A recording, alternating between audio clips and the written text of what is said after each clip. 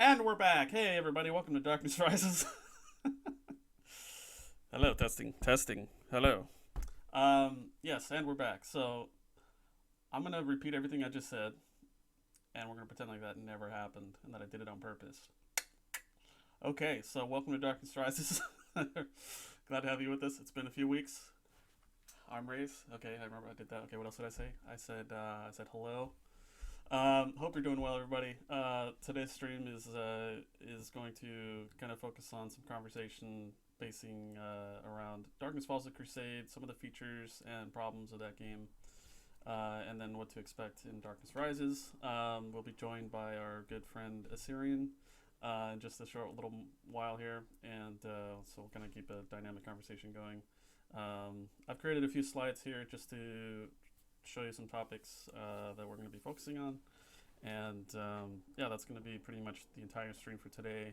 We are making some good progress as far as development goes, and I'm sure you guys will have questions, but to give you a brief intro to that, Mike has finished a good chunk of the client update, and now he's moving on to character creation and basically saving characters that have been created. So he's diligently putting all the details together and all the necessary code that supports saving characters, where they log out, where they log in, what's in their inventory, their names, every little XYZ that needs to be saved. So he's doing awesome work. We appreciate it very much, and yeah, so that's a brief little thing on that. So let me let's see here. Let's put some music on here. Brent, I'm actually gonna play your other music, unless you politely decline that, but I don't think you would. So we're gonna just kind of turn this down a little bit. Set up the music here. A little background. Probably won't need it, but I think it'd be kind of cool. This is all created by Mr. Assyrian. It's still kind of loud. Let me see if I can change that. Bear with me just a moment.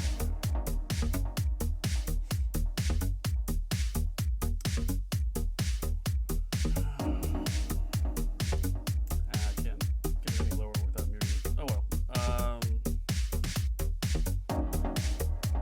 What do you guys think? Is that too loud?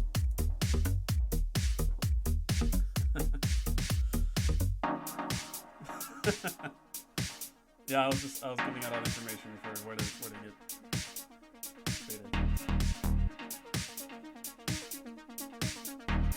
Oh, okay. All right, I'll do that. Let me adjust some sound here real quick.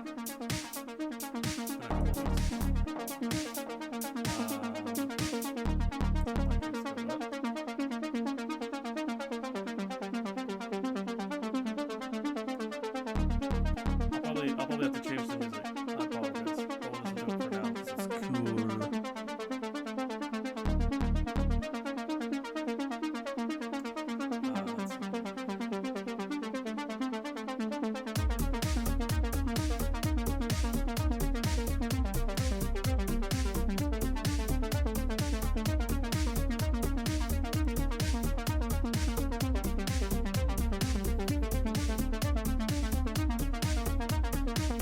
Yeah, it's probably just the music, so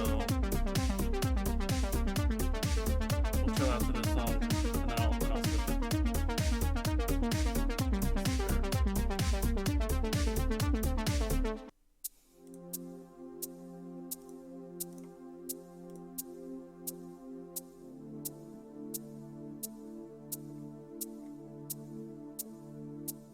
Okay, that was the end of that one. All right, we'll do that another time. I didn't have that prepared, so we'll we'll do it live. Okay, yeah, I couldn't turn it down anymore with that music. So anyway, let me join the call here with Mr. Assyrian. Here we go. Okay. Recommend sound.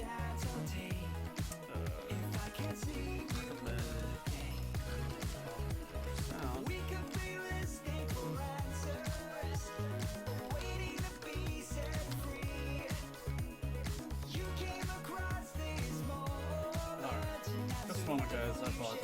Just getting set up here. Do.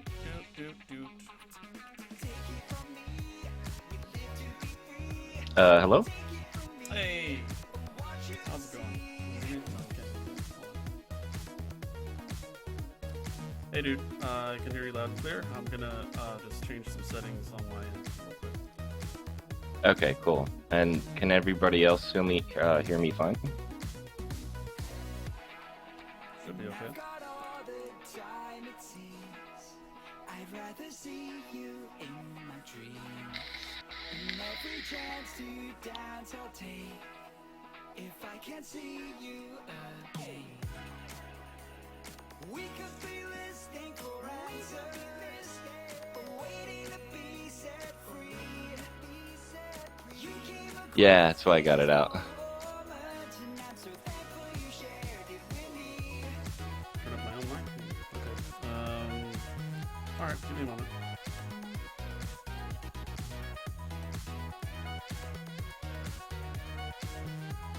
Yeah, that must be like a Twitch thing or whatever program you're using to capture, because I can hear you fine on my speakers, but you were low on the Twitch stream. Okay.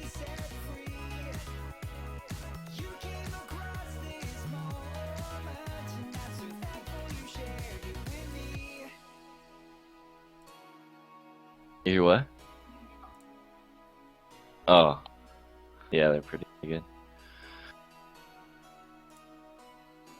Yeah, that's weird. I'm not sure why it's so quiet.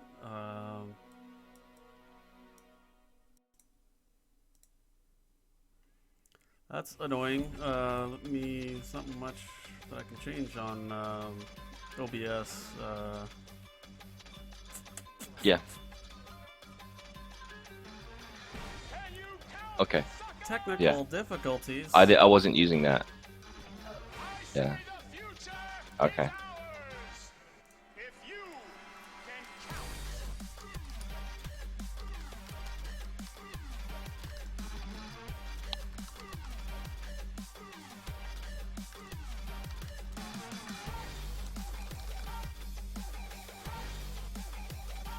Hello? Oh, yes, it is.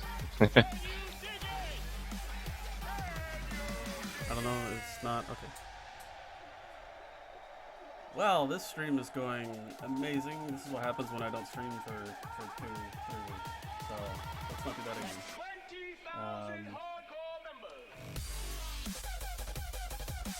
Give me a moment, guys. I apologize. Talk amongst yourselves. I'll give you a topic.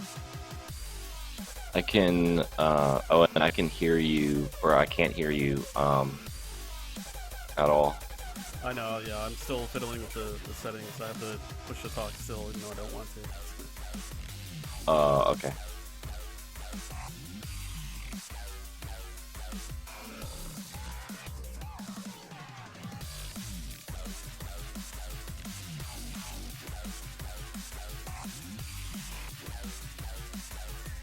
Oh yeah, you didn't start it?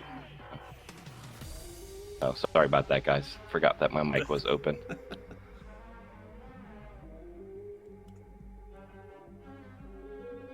There we go. Sorry, guys. I wasn't anticipating Mike to be crappy, but there we go. Okay, I got Curse taken care of. So now,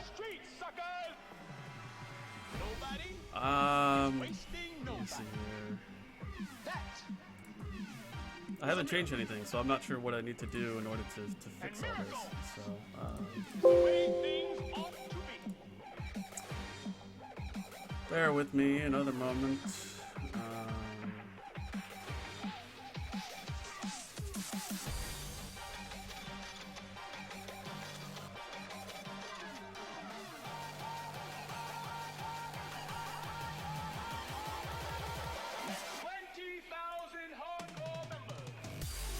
And we may also get some input on things from Spooklet, you guys. So she may or may not jump in. So.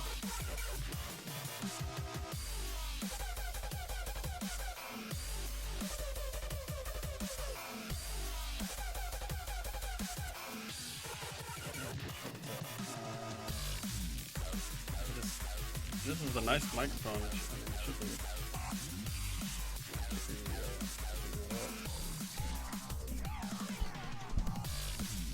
Now I got myself some good crack in here. I'm ready to go.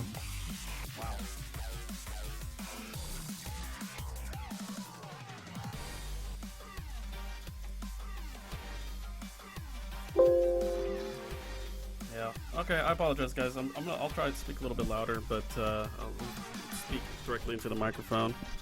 I'll just talk like this. Now batting.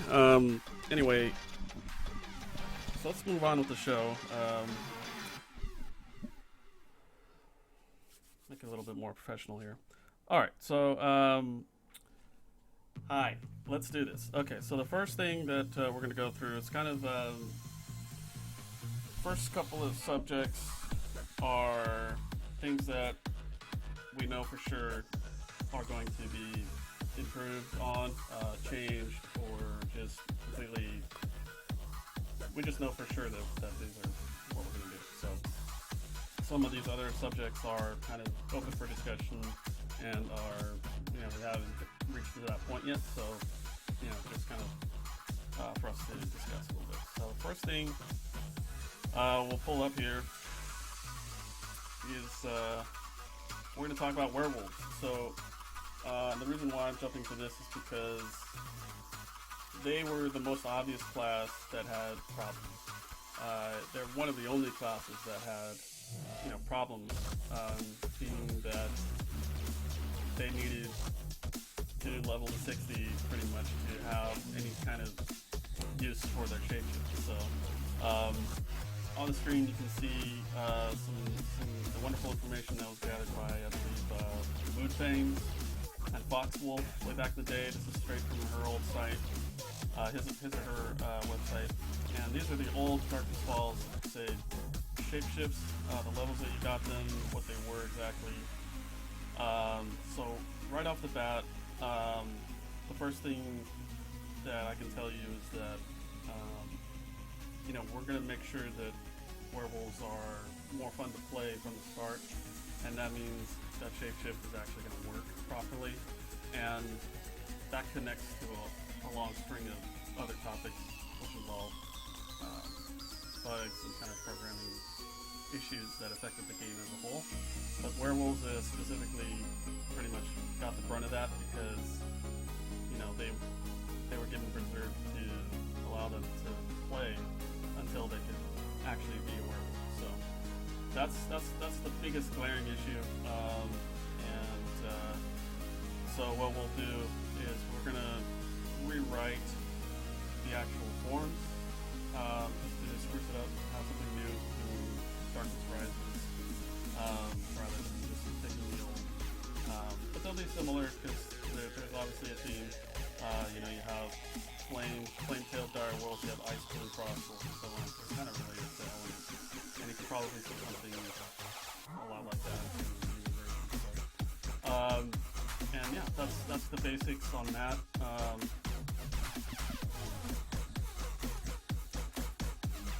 Brent, if you had any questions or comments on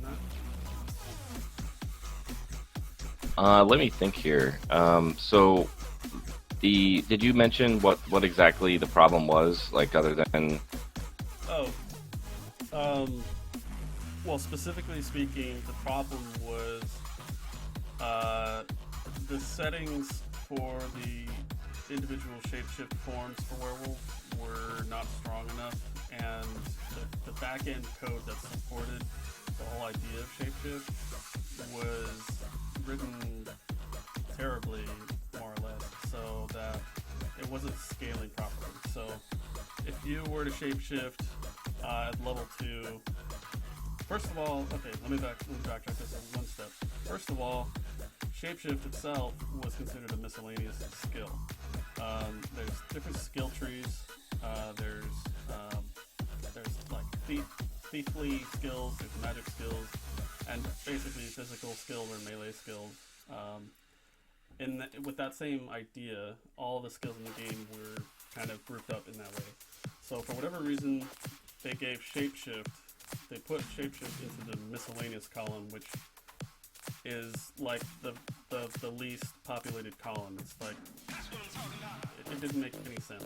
It should have been magical or physical.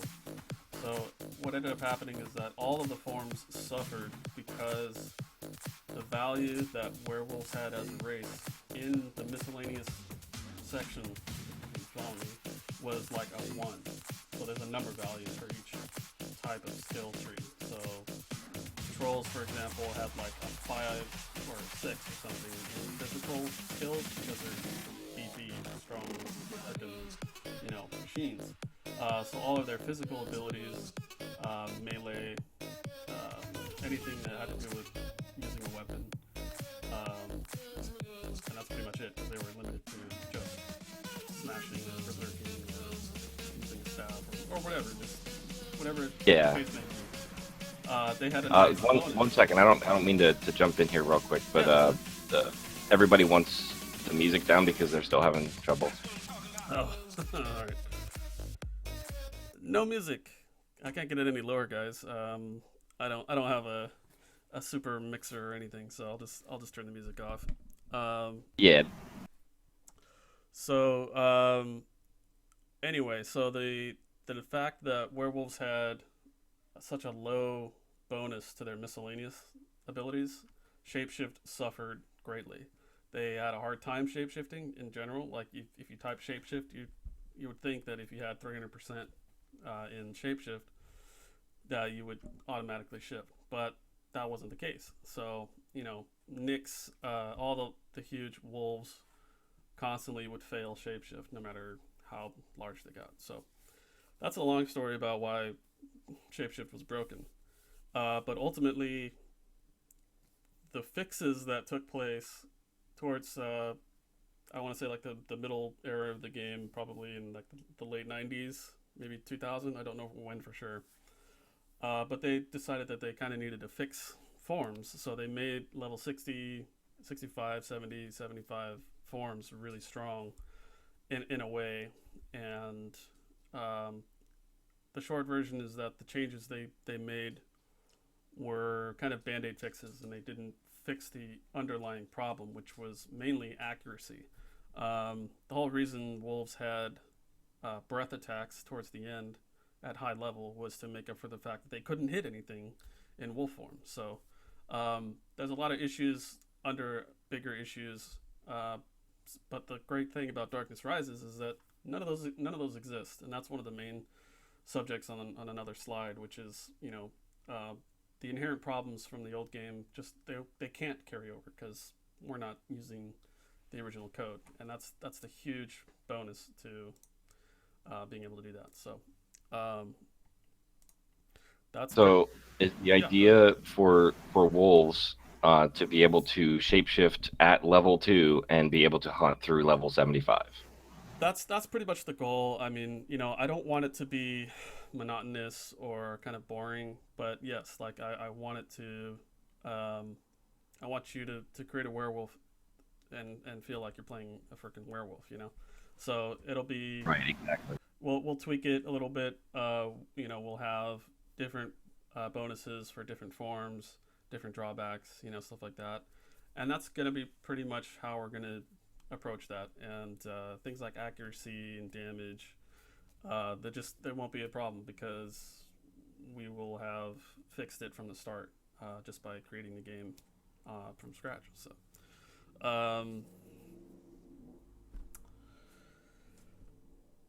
Yeah, I think that's a really big issue that a lot of people had with wolves, and I think if anybody that's listening to this now or listening to it later is gonna, they're gonna like that a lot, I think, because just absolutely. when I heard what the problem was with wolves, because I didn't really know, to be honest, it just sounded like that was kind of a neglected class.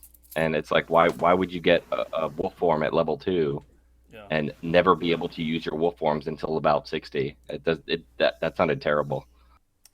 Yeah, it's very interesting. A lot of redeveloping and just developing in general for this project is kind of like thinking, why did they do that? Like, what was the reasoning behind that? And I find that fascinating. I enjoy researching and asking questions and digging through old logs and stuff like that. So, we learn various things randomly sometimes about why things were the way they were, but I don't know exactly why werewolves were so busted from the start, and they didn't bother to fix it. So that's kind of the biggest mystery to me. So, and that's why I think that should be number one. Like, the most obvious thing that will be fixed in Darkness Rises is werewolves and their ability to play the game, basically. Although the funny thing though is, despite all that, wolves were very loyal to their guild and to their characters. So there was a lot of high level wolves. Sorry, and they kind of just busted through it and saw the light at the end of the tunnel, knowing that the level 60 plus forms were going to be really strong. Uh, so Now, I that's did have another question, oh yeah, sure, actually. go ahead.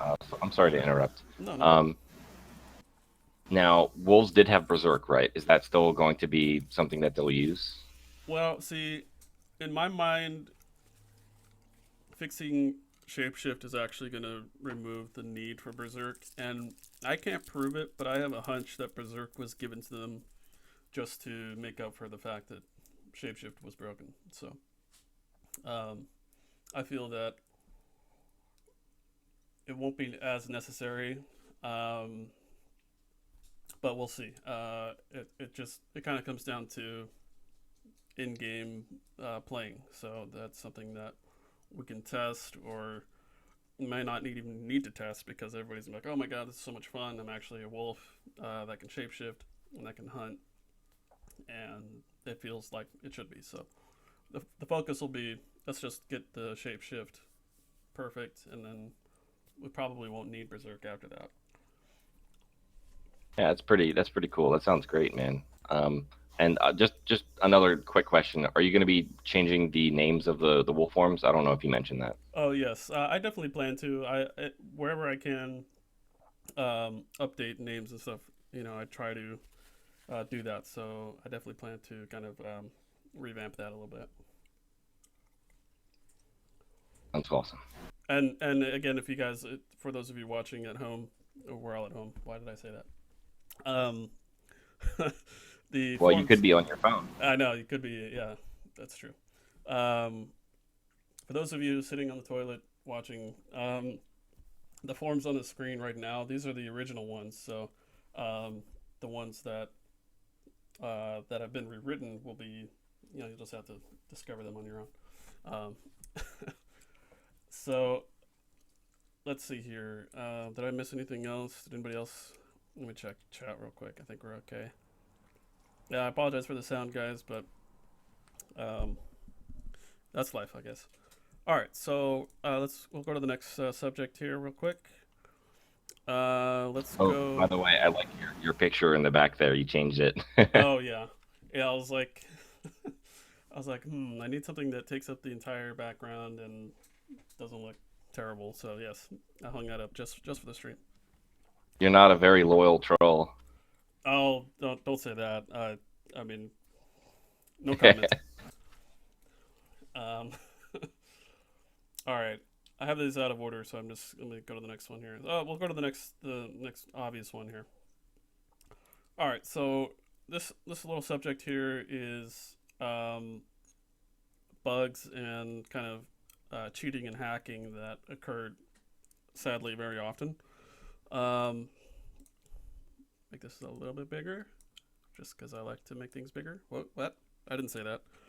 Um, so yeah, it's right there on the screen. The best part of this project is that none of the problems that DFC had, it's not possible for them to exist in Darkness Rises. It's just based on physical logic. So, um, and yeah, so I can guarantee, even at this point, that all of the bugs, such as duping items, the guard bug, everything on that list, won't exist. So that's something that you guys can look forward to. That doesn't mean that there won't be bugs, but the old kind of bull crap that we used to deal with will not be there. So um, that's one thing that I for sure can say. Um, and the related topic of cheating and hacking, um, that kind of segues into um, penalties and jail and banning and stuff like that. And I feel that it should be noted that um, it's not going to be like a zero tolerance kind of thing, but we'll take it a little bit more seriously, and we'll be able to um, react to each situation fully and in due time, rather than the way it used to be, which was five staff members would be online, but they couldn't do anything, or they did the wrong thing, or they all they did was ask for logs and never helped. Which is fine because some of the staff members, or if not all of them, were kind of forced to do that. So it wasn't you couldn't really blame staff members for what they did in a lot of cases. But the good thing about Darkness Rises is that we're just two regular guys that are here to provide the game to a community that loves this game, and we love the game too, obviously. So we're gonna be involved, pretty hands on with any issues that come up. So you can see, you can expect to see, quick turnaround and making sure that any problems that come up are dealt with pretty quickly. So on the screen here, it says that multi-clienting will no longer exist, but I don't want to go off on a tangent here, but is multi-account going to be available for some people, or are you It's haven't figured still that out yet? it's still in the works. I don't want to say say like anything for sure yet, because I think that'll ultimately come down to the kind of terms of service and how we choose to go about accounts once we go live. And that's gonna once we have like the complete version and we're all set up with all of that, that's gonna be further down the line. So we have some things in mind. We have some. I've written down some plans that will kind of include multiple accounts, possibly for each player that desires multiple accounts, but nothing beyond that just yet. Um, and but I know, and ultimately that kind of begs the question, like, is can we play multiple accounts at the same time? And it's a debate that I wrestle with a lot. And but I think ultimately at the end of the day, Mike and I both believe that multi-clienting in itself is really frowned upon. Just in general, we do understand that people love the idea of doing that, and they can, if you have two accounts, why can't you play them both? We understand that, but we want to keep the integrity of the game as complete as possible. So that's kind of where we are in the background for the discussion. So we haven't pulled the trigger yet, but that's if that gives you any inclination or idea of what we're thinking. Yeah. Also, I think there's a bug on here that is not listed actually. Let me see here. Um, there was there was one in particular where you could shadow past walls. Oh, right, yeah. That's yeah, basic things like that again won't exist. So anything that's not on the list that was considered a bug, um, or a cheat or a hack, it won't exist from the start. And if we feel that shadowing is and should be used in that way, then we'll just make it a feature. We're not, but we won't be seeing that anytime soon. I don't think. Sweet, sounds good, man. Cool.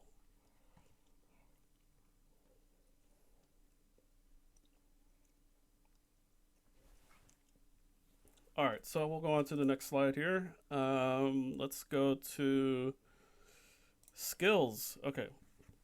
Um, so for this one, and this kind of goes with the werewolf section as well. It's kind of the secondary most important second the second most important kind of statement that I can make, which is uh, overall balance of the game relies on the core mechanics of each character, and how they compare with everybody else. So the problem with DFC is that a lot of skills just did not scale properly. It wasn't as huge of a problem or as obvious of a problem as Werewolves shape shift, but it was in some cases kind of off. And I think that the examples that I have in the center there, sorry, I know I'm chewing gum. It's kind of obnoxious of me. Spit that out. That's better. Uh, from personal experience and just learning from lots of reading, martial arts was technically broken past a certain point, and breath technically was, but more, not really, but it's kind of on that list of skills that didn't scale as tightly as they should have, as appropriately as they should have. So again, the nice thing about Darkness Rises is that everything is going to start kind of at the same base, and we're going to scale things um, a lot better, if that makes sense. But basically, we'll be focusing on addressing the problems that the old game had. So, and that requires a lot of testing, because obviously, you know, I could say right now that scaling is going to be perfect and it's going to be fine, but there's still going to be some disagreement possibly between players as they play the game, because they feel that they're still not backstabbing enough with enough success, or they're taking too much damage, or whatever the case may be. Just always remember that the goal is to have a point to how your character operates. When you choose a race and a class, you're choosing to take on their flaws and their strengths. So as long as we keep the basic strengths and flaws as as I will say the word perfect as possible, then you should accept those flaws and strengths, and not expect them to be way stronger than they should be, or whatever the case may be. So that's just kind of a little background disclaimer on that, because I know we'll be the first people to receive messages like dude, you said that backstab was fixed, but this is bullshit, or whatever. So whatever the case may be, we're just plainly stating that skills will appropriately scale versus how they used to, and we won't see these catastrophic drop-offs at the high end, where martial arts, for example, just kind of it was a problem because it used to scale way off the chart, like upwards of like 1,000% or something like that, but it was hidden. So there's just a lot of problems, and those won't exist. So that's the statement for this, the long-winded statement. So does this also include the scaling between levels 50 to 75? Absolutely, yeah. I mean, we want it to make sense across the board, and we want it to make sure that everybody feels the desire to continue playing, or to push for Elder max level. So you'll see that the scaling will obviously take that in mind, because we don't want it to drop off at a certain point like it did in DFC. DFC was like level 1 to 50, and then they were like, oh crap, people are still playing, so they kind of spread out 50 levels of abilities and spells. But that's not true. They didn't set the spells apart higher than level 50, but they changed the the core mechanics a little bit to make up for the fact that people were leveling to 75, but they couldn't go back to square one, so they just kind of band-aid fixed things, and some classes were okay, but some classes were just a little bit too weird, as far as scaling goes. So yeah, we want to make sure that across the board it's as clear as possible. Yeah, because I think what for me as somebody, you know, I enjoy the aspect of PvPing and leveling up and stuff, but after a certain point, the soft cap is like 50 for most classes. I would say it kind of becomes like, well, what's the point other than like, you know, getting bragging rights that you got to 75. So I think if there was the opportunity to level past 50, 55, 60, and you felt that you were getting stronger and stronger, and there's that carrot on a stick that, yeah, there's something for me at the end of this, then I think that might be a little better. Absolutely, yeah. I think that it's totally true that a lot of classes just didn't care to level past 50, 55 or 60. They would push to get 61, and but it didn't make a difference because you only gained so much percentage in your skills, and then the skills themselves didn't they didn't act like it. They didn't act like you were that much stronger or that much bigger. It is definitely, it's kind of the old school achievement system where you're like, hey, I grinded 61 billion experience points this weekend or something like that, which is outrageous, but it's at the same time it's really cool that somebody actually did that. So the point with that is, um, although although you should definitely feel like you're gaining strength every single time you level up, it's understandable that they kind of didn't do that in DFC, simply because it was just a time sink, and that was the reward, was just kind of the number at the end. They didn't the mechanics themselves just didn't lend themselves to um, making you feel like you were achieving anything other than 75 or 70 or some really cool title or something like that. Yeah, I mean, I think it was really really cool of them to add in a level that was almost unattainable. To the fact that most people were not probably going to get 75, but there were people that did, and I think that's really cool and interesting. So um, I think if it were to be that instead of the way that DFC had from 50 to 75, where you didn't really gain much in the form of skills and abilities and strength and everything, that if you actually did, then I think a lot more people might be more willing to spend a lot more time leveling, and I think that's something pretty cool.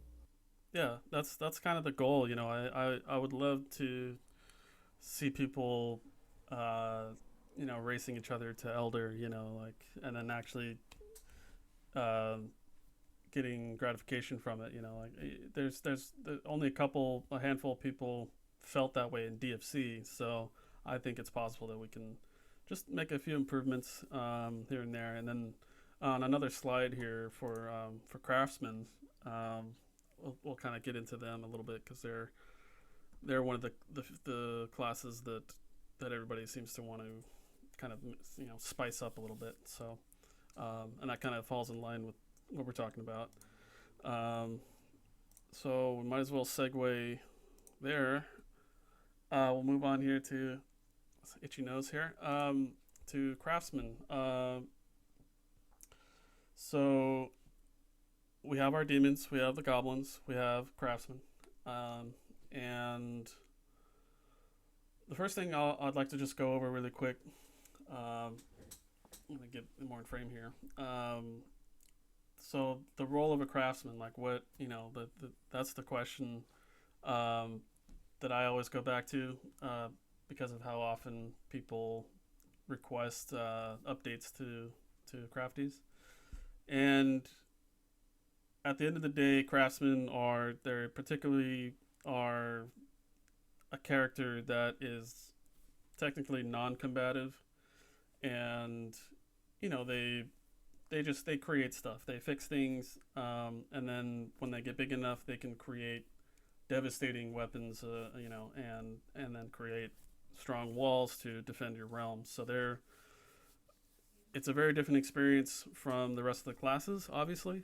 But personally, I really enjoy, um, the uniqueness that brings to the game. I think the overall setup of warrior, mage, assassin, healer, and then trader or craftsman is that's like the ideal setup for any game. That's based on this kind of fantasy RPG style.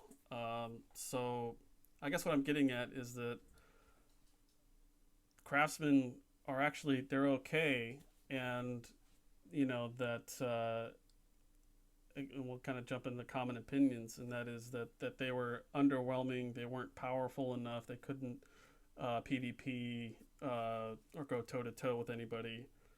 1v1 very well. Except for goblins, to be truthful, in some ways. Um, but all I'm really trying to get at is that craftsmen should be the way they are to provide players a different experience in the same game. So I think that um, I'll skip ahead to kind of how we how I would like to address craftsmen, and that is to kind of help them out a little bit with what they already are capable of, and that is fixing and repairing, and so we may give them a little bit of an experience boost for those things, so that they actually level a little bit on par with people that are just constantly hunting. Um, so, and that's just a very small tweak that would actually fix craftsmen in a lot of ways, um, because a lot of the complaints against craftsmen were that they couldn't level, they couldn't hunt worth the crap, and that was kind of the first chunk of it. So although I've had some pretty interesting ideas from everybody, and from old logs from pretty much everybody has chimed in on this subject in one way or another. Um, I think that to preserve the class in it, for the game and for the experience of playing a craftsman, that nothing major will change, but there will be some added um, kind of incentives to reach a higher level, like 60, 65, 70, or even elder. Um, so that would include things like new item lists, and um, basically beefier realm defense and realm offense creation lists. So I think that's kind of, and this is more kind of on the we're thinking, quote unquote, and it's not completely decided on, but those are the kind of the direction that we're that at least I'm trying to push for craftsmen. Now I know goblins uh, are expected to come with bombs, and they very well probably will. Um, but the ideas for giving demons and craftsmen a similar ability, it's we're not quite sold on it just yet. But it takes a lot of extra editing and extra balancing, and just a lot of extra work to create a new feature completely, like whatever you want to call it.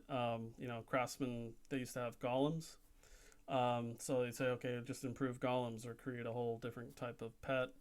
um, so I think ultimately we're gonna go back to basics on craftsmen, just make them a little bit easier to deal with, um, rather than making them PvP powerhouses, because they're not supposed to be. That's just the way it's designed. So I think that if we can help them in the areas that they're good at, then we'll be making progress. And that's the starting point that I want to address for craftsmen.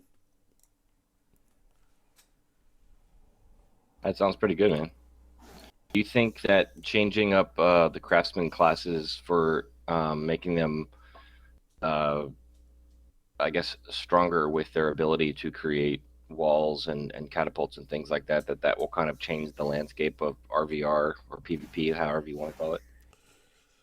I would kind of hope so, but I think it would just allow craftsmen to stay in the game and to stay on their characters. And that's another thing, um, a craftsman is kind of like the first line of defense for an invasion, and once that defense is broken through, then it's like, okay, fall back.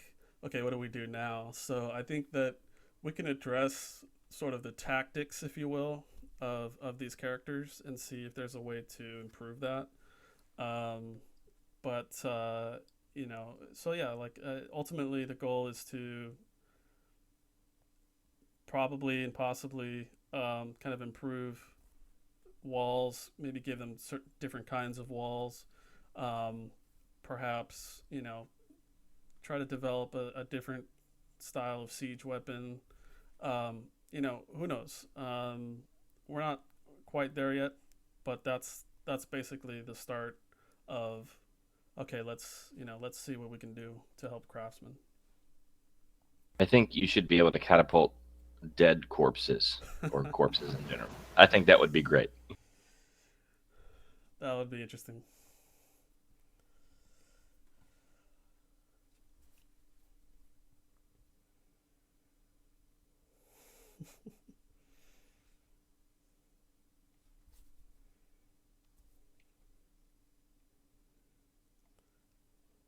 Don't worry, guys. I'm following up with chat. I apologize for not reading out every comment. Um, just catching up here.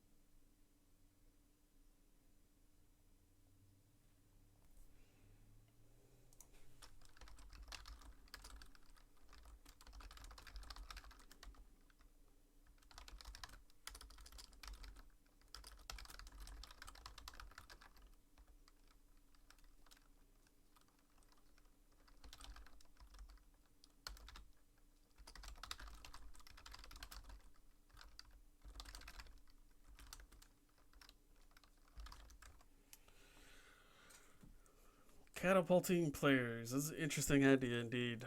Um, but yeah, I think that I think to be fair, I think the main comment is that well, goblins can destroy you know a room of people, which more or less is true. I think depending on the era of goblin, that was true. But checking some logs from later in the game, goblins they kind of got nerfed a little bit.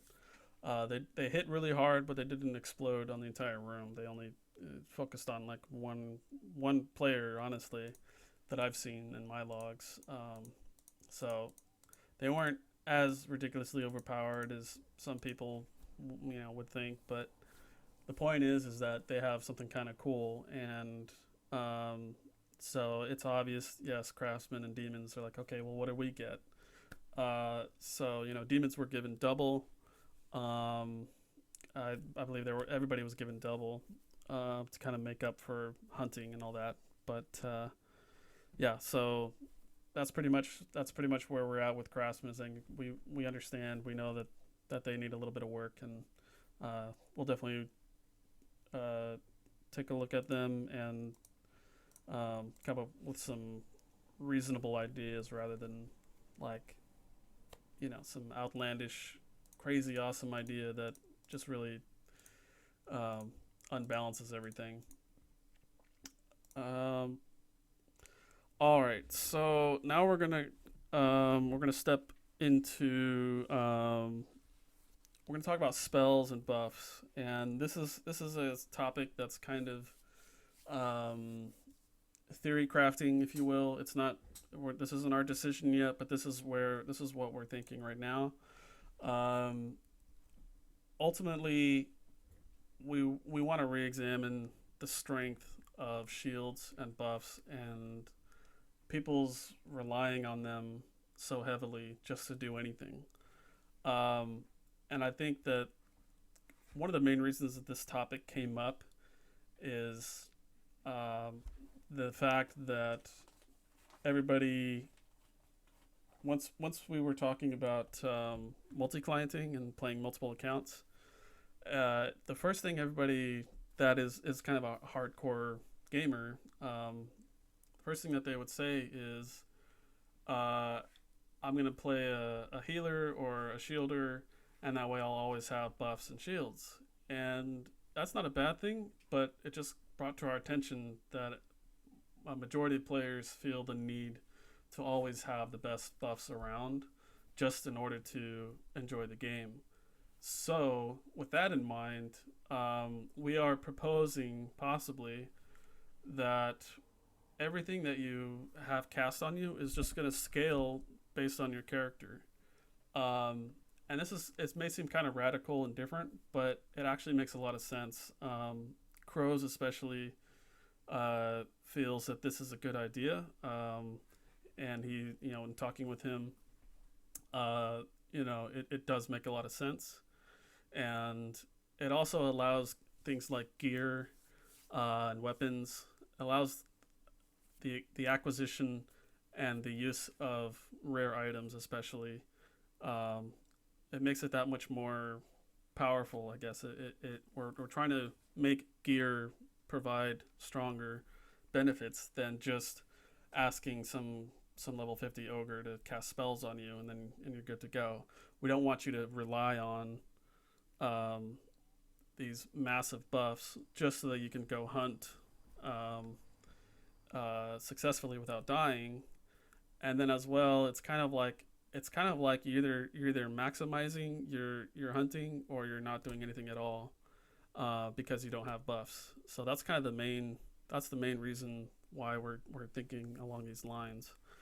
Um, and and furthermore, it actually helps kind of regulate power leveling in a way.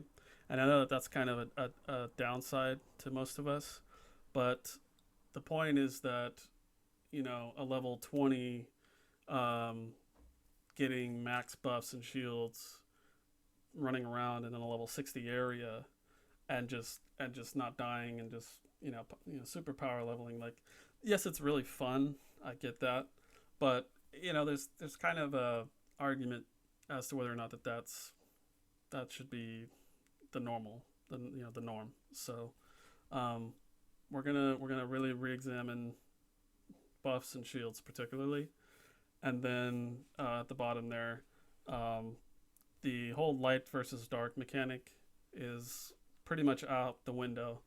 um, I think that a lot of us are on the same page with that, but there might be a way to kind of salvage those buffs and just kind of make them do better things rather than completely destroy your skills if you're outnumbered. So we felt that that's a pretty big balance issue.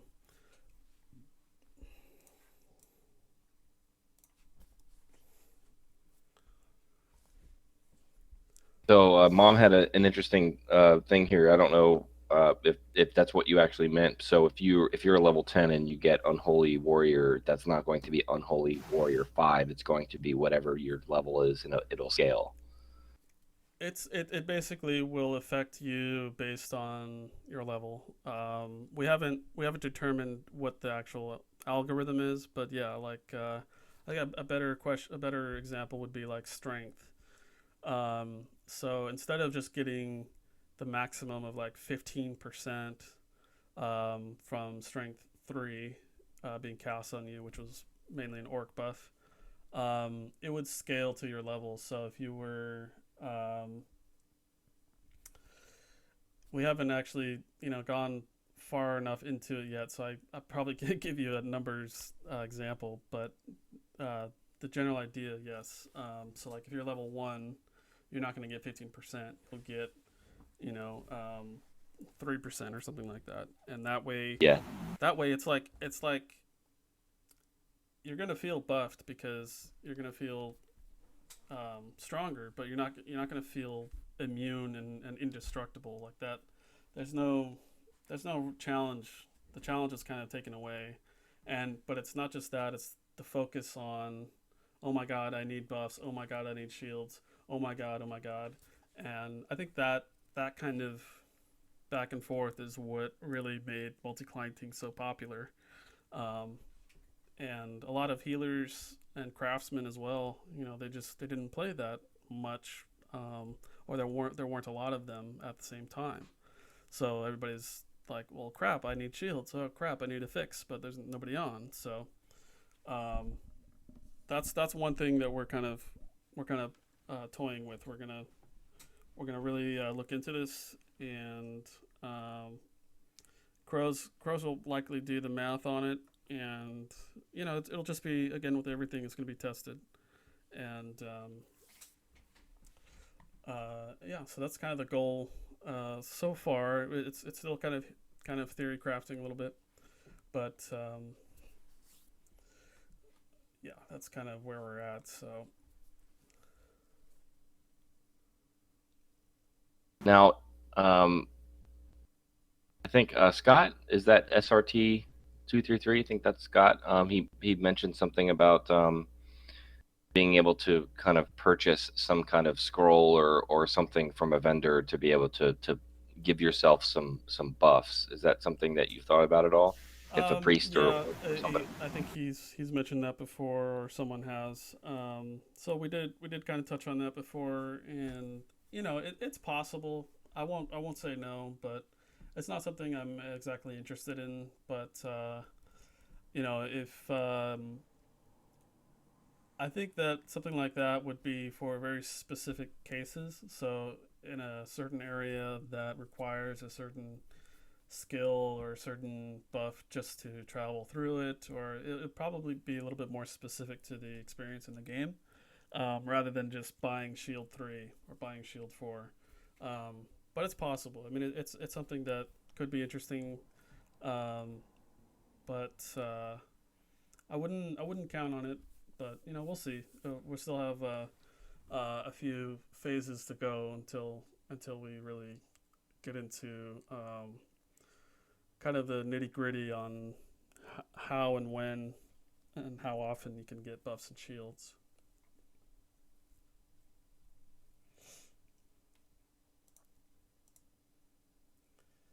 Sounds good. Death Merchant said, "Isn't it already tied to your level by affecting your skill percentage? The lower the skill percent, the less the buff will actually do anything." Um, let me reread this. Isn't it already tied to your level by affecting your skill percent? Um,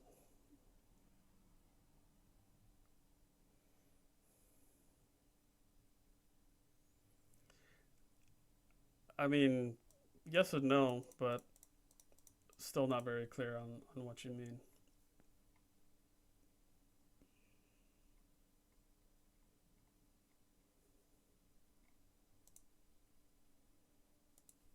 But yeah, ultimately, whatever level you are will determine how how much of a percentage boost you get. And so it'll either be that there's just one level of the buff, and it just affects you by level, by your level, or we'll have to have like three versions, or it's um, like a minor level, major level, and then an alpha level, whatever you want to call it. So as to to show you how strong each spell actually is, if that makes sense.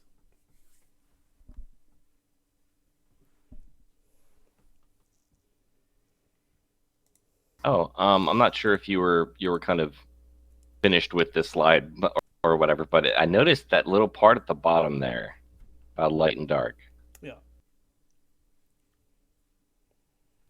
Yeah. Yeah. No, I That, basically we Crows and I both understand that light versus dark um, was a little too powerful. It's a little too unbalanced. Um, it was balanced in some ways, but if you were the only evil, the only good in the opposite realm, yeah. you were pretty much screwed. So that's not really that fun.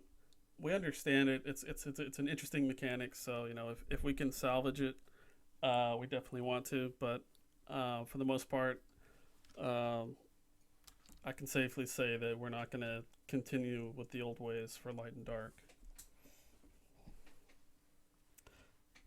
Death Merchant, like if strength affects weapon percentage, then like say strength 5 or the max strength buff will do little for 30% weapon skill.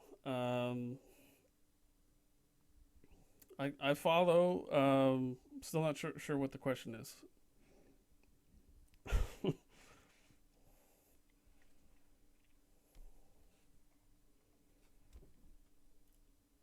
But I mean, on a very basic level, I can say that yes, a strength buff will affect your crush skill, and thus, your ability to wield, a 300 wield item. If you're right below it, then you need that buff just to use it. So it's not going to change how strength works. It's just going to change how much strength you gain um, when it's cast on you. That's kind of the theory crafting behind it.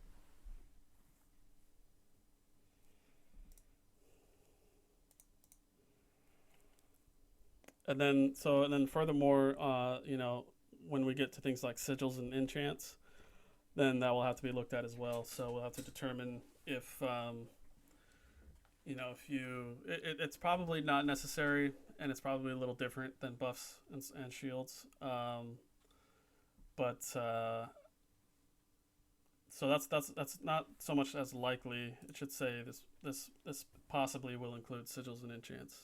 We haven't quite gotten there yet. So, but we're thinking about it. Um, all right.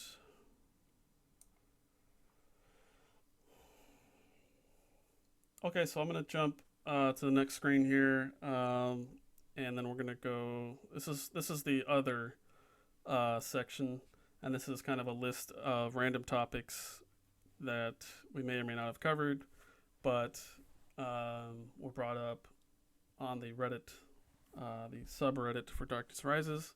If you haven't seen or heard of the Darkness Rises subreddit, simply just go to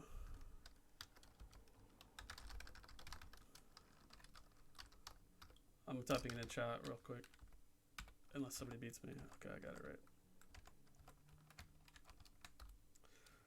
So there's a link, and people have started using the Reddit site. And special thanks to our old friend Blizz for securing the subreddit for us many months ago. We do have a couple of moderators, and yeah, so many thanks to those involved with that. And where was I going with that? I guess. Oh yes. So yes, we have like a basic list of topics here. Yes, the second Destroyer of Worlds. That's correct. Oh man, that's hilarious. Good job, Vision. Yeah. Poor guy. Okay, so I didn't prepare a lot of response, but I'm gonna quickly kind of go through these, and then Brent, since you collected most of these, we can just kind of talk at it one by one. Yeah, sure. So the first one being maybe increasing gains for healers for all the things that they do. Um, it's possible. I think that a pure healer, like pretty much the priest class, probably deserves a little bit more experience, simply based on their class compared to. We'll use the old terms since I'm sure we haven't all memorized the new ones. But sins and orcs, they're not called sins anymore. But so yeah, like sins have the pain casting ability, and sneak, and regenerate, and vitality, um, and it's a pretty strong combo. Whereas priests, they do have light spells, but light doesn't hurt as much as pain does. um, but that actually isn't set in stone. But I'm just kind of speaking on terms that we all are familiar with. So yeah, I would be open to examining that, just probably within the realm of priests, more specifically, and maybe tweaking it a little bit for the other two. But uh, I don't know if you had anything to add to that. Well, I mean, to be honest with you, it's been a long time. I don't really remember too much of the offensive capabilities of the priests, the orcs, and the sins. But um, first of all, I would just like to say that the fact that these healers were able to get experience from healing and resurrecting at all is a really, really cool mechanic, Right. and I think that's pretty awesome. One of the only games that has ever done. But It's true. I think um, that depending on how each of those classes levels up, I'm not familiar. It would maybe be uh, something to look at for how much they would gain for experience by healing and resurrecting, and maybe even resurrecting through like PvP. That might be something that could be something I don't know, but I think that the pure priest kind of thing is a good idea to look at. I don't know if anybody in the chat can relay any information on how each of those classes leveled up, how each one leveled up, uh, if they leveled up easier or at what point in time they were pretty decent. But I think that's definitely something that could just be at least looked at and tested. Yeah, that's true. They definitely, some people feel that necromancers in general need some help because of their weapons abilities kind of being lackluster. They're not wrong to say that, hey, the other healers can just smash and level with weapons all the time. But so my response to that, especially for sins, is that that's kind of inherent in the way the game was created. There's it's not the same across the board for each realm. It may be the same for two realms, for pretty much every class, but the idea was to, excuse me, was to have a different choice, different play style depending on where you played. So I'm very much for keeping that kind of uniqueness. So I although healers in Evil uh, all probably feel the same way. You're specifically playing a character that is not meant to use weapons. So that's kind of the whole point. That kind of goes back to what I was saying earlier about um, class uniqueness and um, like craftsmen being craftsmen. It's kind of the same idea. You don't want to can't give everybody everything, obviously, um, but we'll see. We'll have fun with it. We'll test. I'm open to testing literally everything, as you guys probably know.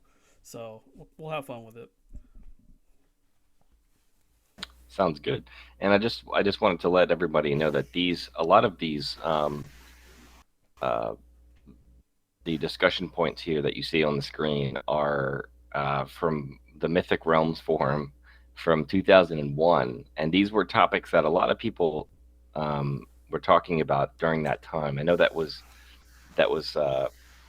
4 years before the game shut down, but I figured I'd bring these up anyway because I know that some of these were still relevant during the end of the game. So Hmm.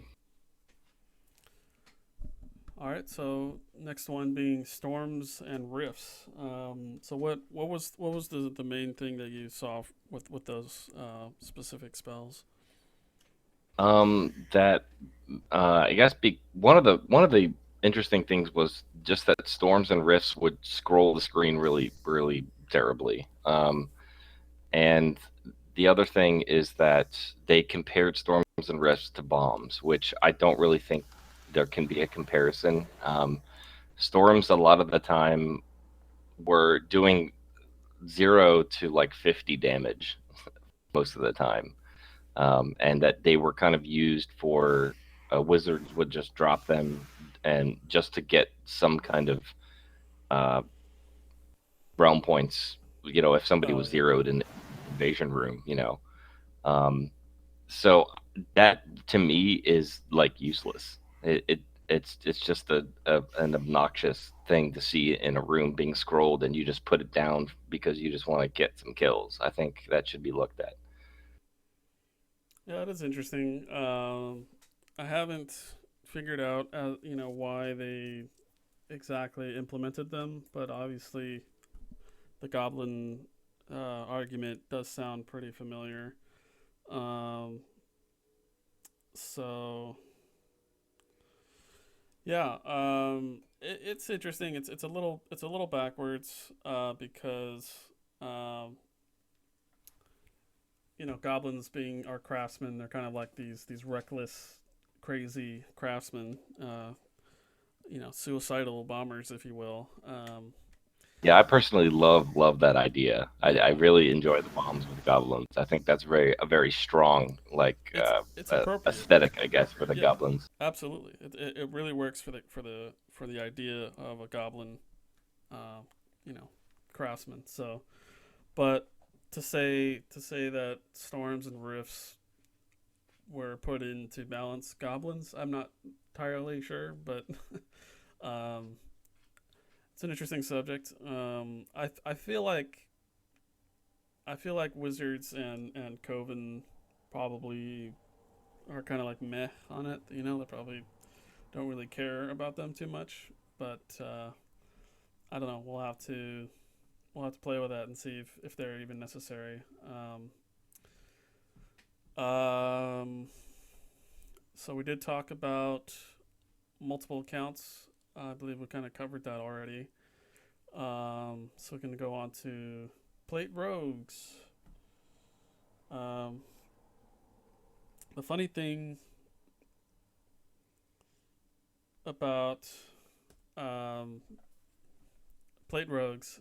So last night I was actually playing. That's loud. Hey Basil, you are now a male dwarf. Welcome to the Darkness Rises family. Thanks for following.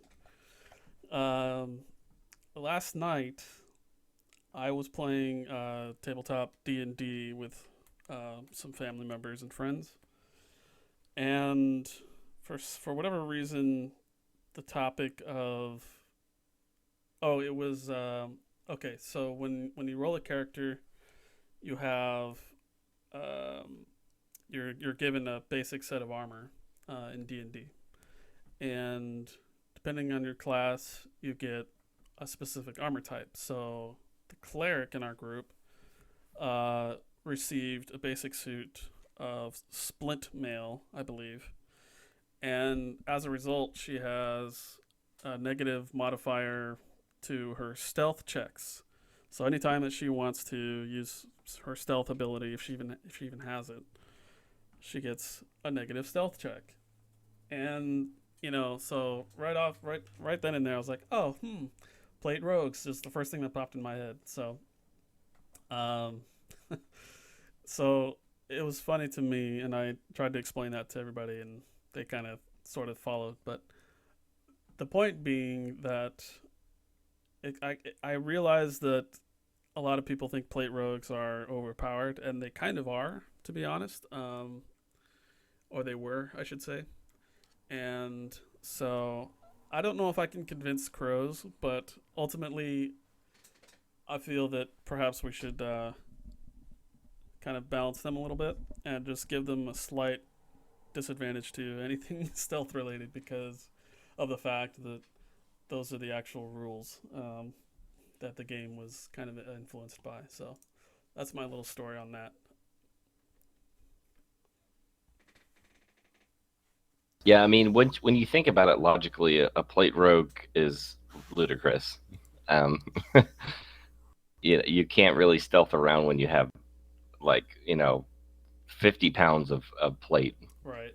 It's a little silly, but then again, that's the whole point of playing the good realm. So I feel that we can suspend belief a little bit and just kind of enjoy it, but there should probably be some sort of uh, you know, some sort of balance in place. If there wasn't already, it's not very evident. Rogues were pretty strong. There were a lot of high levels and a lot of max ranked rogues, which were probably all plate, but I can't confirm that just for sure. I'm sure there was one that was not, but maybe that factoid would shed some light on that a little bit. Yeah.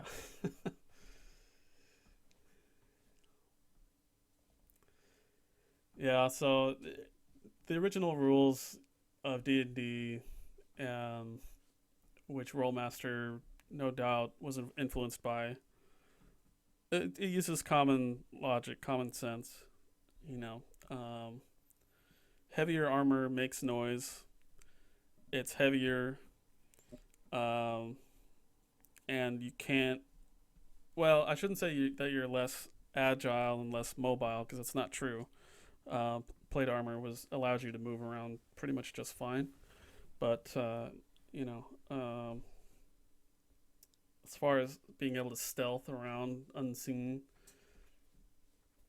not that, and hearing isn't part of the game, so technically that's on their side, but uh, I don't know. We'll see. It's not a huge game breaking thing, but you know, it's something to think about.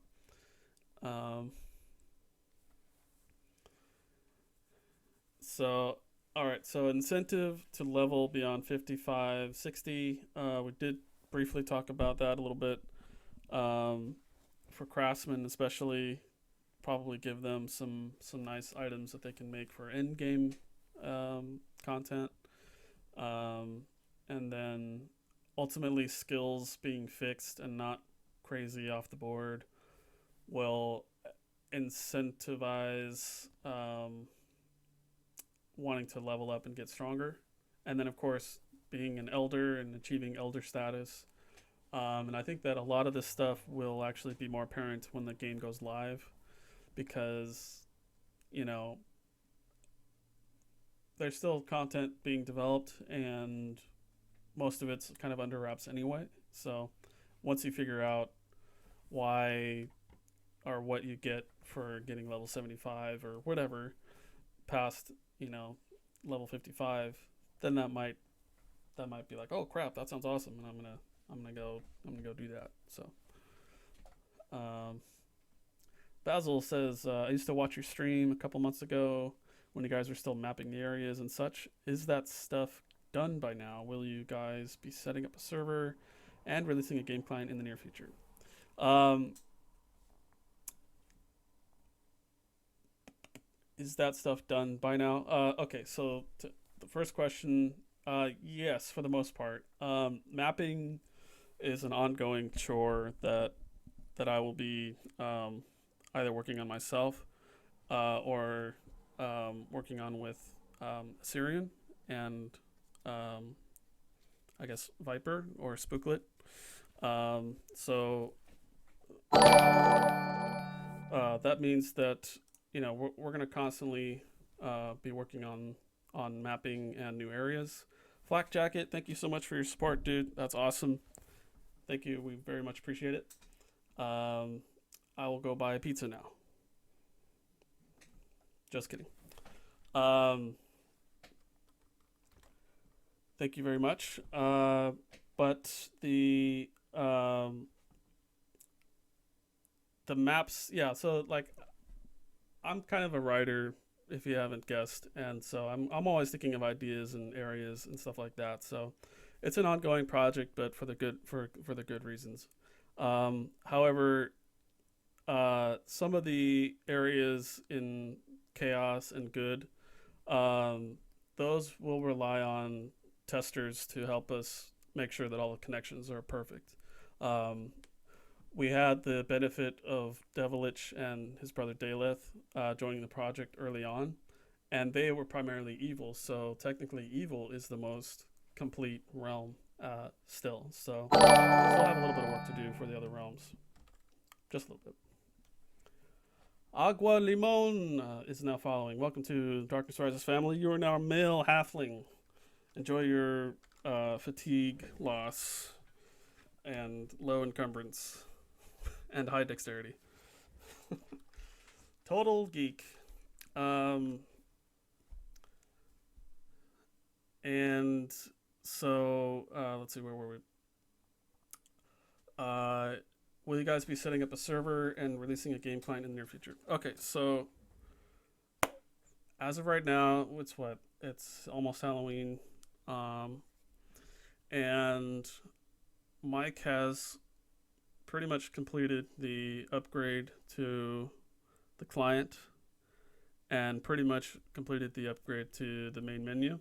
However, he still needs to finalize the character creation process, and that includes all of the back end work. So we're talking like saving your character, the character's name, the stats, all the different values for your skills, where your character is saved, which room they were in, blah blah blah blah blah. Like all these like painstaking details, and even more that I can't even think of. Excuse me.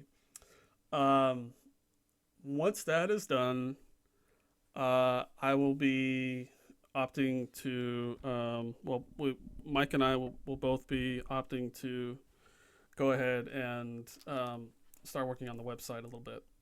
So what that means is in the somewhat near future, possibly, we may open up our first alpha test, which would be character creation. So that's actually looking a little more likely to happen. So, and that meaning that's kind of what the first test is going to be. So there you go. No set date just yet, but that's where we are right now. Thank you so much for your question.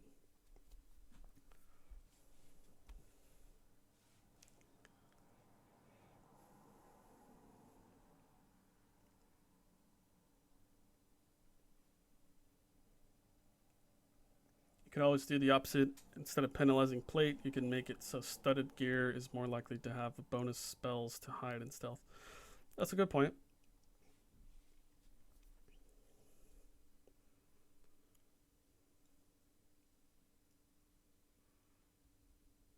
You're welcome for your answer.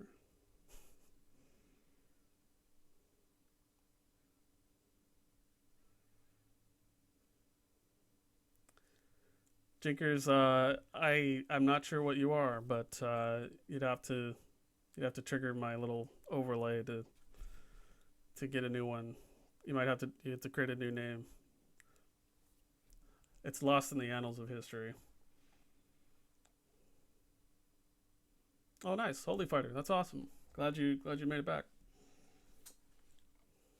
I'm totally behind on chat. Sorry.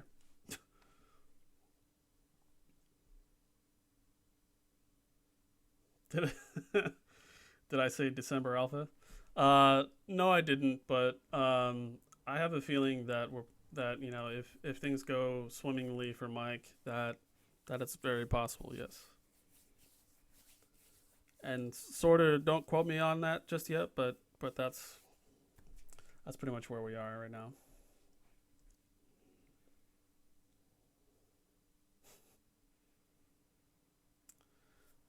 As for the incentive to leveling, would those levels be in like a league of their own, or would they still be determining factor? Would a skilled 55 Lizzie be able to kill a non-skilled 60 skeleton? Well, yeah, we're not gonna like make 60 to 75 a completely different game, but um, we want to give you guys something to earn, whether it be new spells or new item creation or new guild gear or some kind of perk, you know. So or all of the above, you know, whatever the case may be. So um, we don't have that fleshed out just yet because we're, you know, it's on the back burner right now. So, but I am definitely going to make sure that almost everybody will have more than just the skills and the strength of leveling up to to gain from leveling up past 60.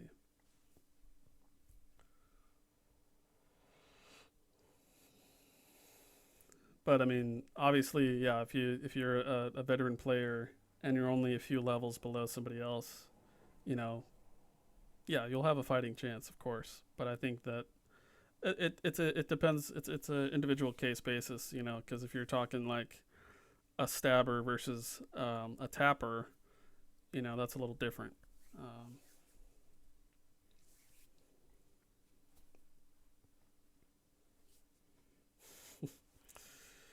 all right, so let's move on to the infamous and famous wards of chaos.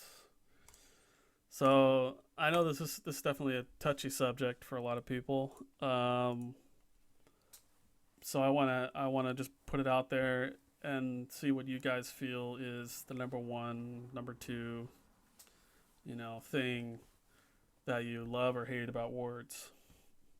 So go ahead and let me know in chat, and we'll continue the discussion that way. Well, I would like to say why, because I mean I didn't play Chaos too much, but why did orcs or why did ogres get wards in the first place? Well, the only thing that I can confirm is that ogres did not get quick power. Their regeneration for power was very low, and it was always very low. So, what they did was they gave them, you know, technically they gave them power wards, and then they're like, hey, why don't we just give them all kinds of wards? They're like, yeah, that's a great idea. So they implemented healing wards, combat wards, anti scry, and lethargy, which is basically like, you know, a timer, extra timer in the room for everybody that was um, your enemy. So the basis for why they exist is actually kind of cool, because you know you're forcing an ogre to level up to balance out the power regeneration between ogres and the other tapping and caster classes to an extent. So, and I know you ogres out there probably have a lot more personal experience than I do, um, and could attest as to how good they were and how beneficial they were. Um, but wards were extremely hated on by the other realms. So it's hard to pull it apart to actual factual statements rather than just oh my god, wards are overpowered. So there's a lot of that still.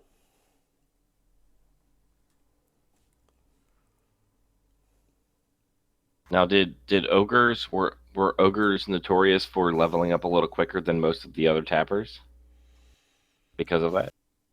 Um, Probably, yeah. I would say they were notorious for it. You know, they didn't level like trolls did, um, but I think at a certain point they became more powerful than a necromancer, and a wizard. I think as far as leveling is concerned, but that's kind of a debate that's always going to be had because it kind of comes down to skill, um, and just knowing kind of how to level up that kind of character. But the base skills that they had definitely made them pretty strong.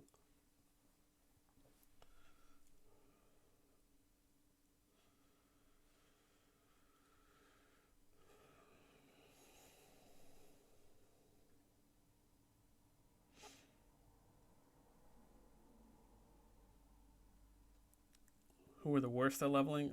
That's a very good question. Um,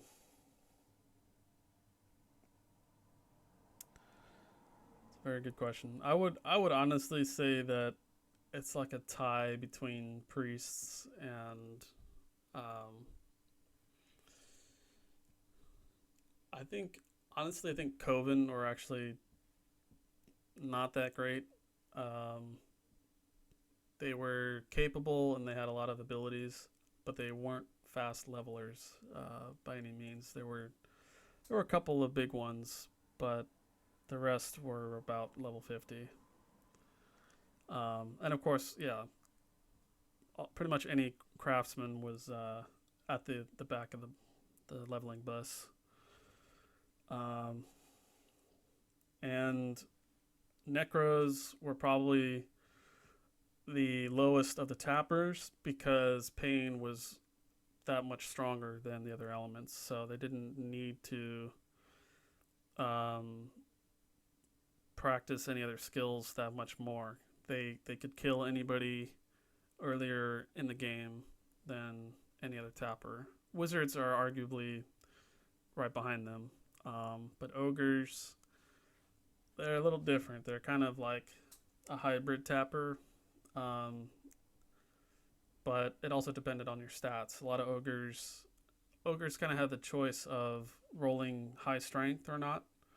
Um, so you could either benefit or not benefit from that choice.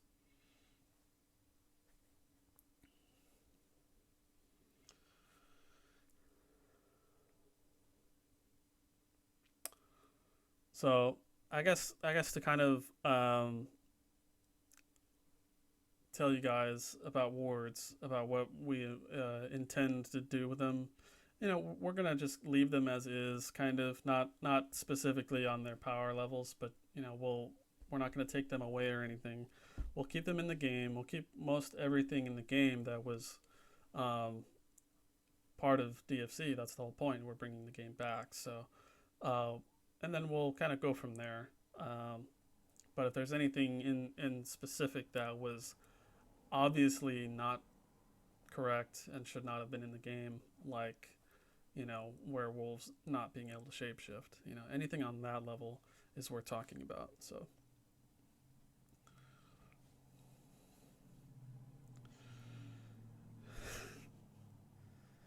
Basil says, by the way, are you going to make us sit and roll for hours to get our perfect stats? Are you changing how stats work?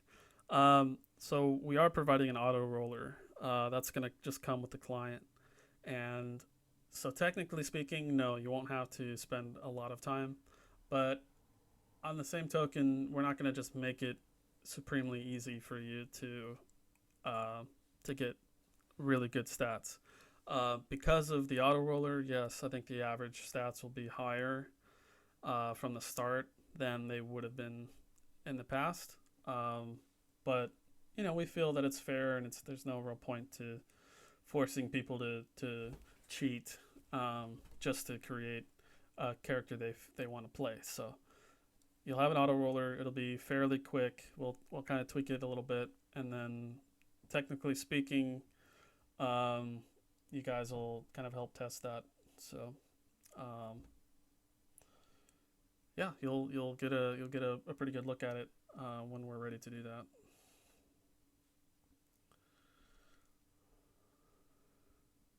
Ogres lost concentration a lot. Yeah, my ogre was fairly small. Although I did play a few higher level ogres, but not for very long. At least back in DFC. All right, so let's move on to counter. We did kind of talk a little bit about this in Curse, and if you haven't joined our Curse server yet, I'll go ahead and post an invitation link. Just a second, if I can do things. Here we go.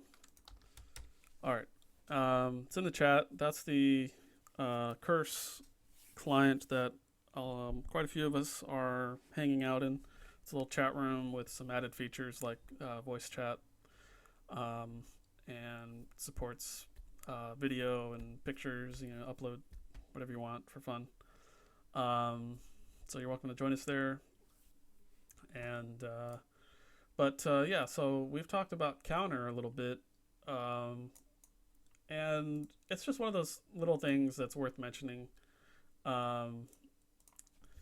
And counter is pretty OP. Like when they implemented it, it was kind of ridiculous. Some players could not be killed, and they would just kind of sit in the room and not do anything, or not have to do anything, and they ultimately destroy lots of people very easily. So that's not gonna be put in the game. I do kind of like the idea of having a skill like that, or just in general, a specific skill added to, not monks particularly, but I like thematic skills. So, if there's some way that it can be used, then we'll think about it. But on the whole, it's probably not going to make an appearance. So that one's a fairly straightforward subject on that.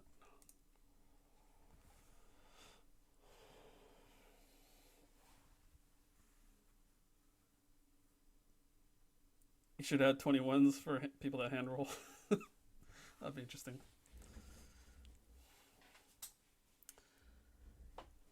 I've just only recently learned about Discord. Is there anything about Discord that Curse doesn't have that would be worth using?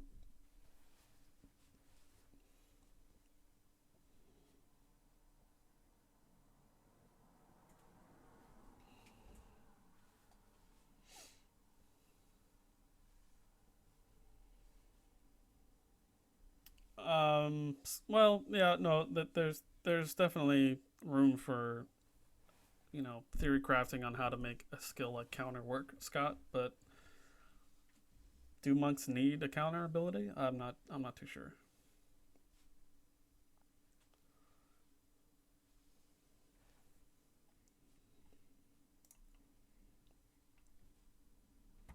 Okay, so let's see here. All right, so the next subject, zombie pummel. Did you have any specific info on that, Brent, that you wanted to mention? Are you there, Brent? Yeah, sorry about that. I know that some people think during the Mythic Realms days, the forums mentioned that pummel was a little weak. But the thing about pummel is that pummel damaged your fatigue and your health.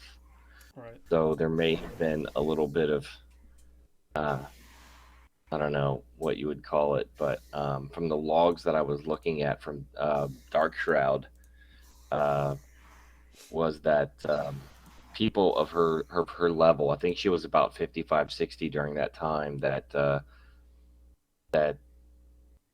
a multitude of different classes that she was hitting, it wasn't actually doing that much damage. That was kind of a concern.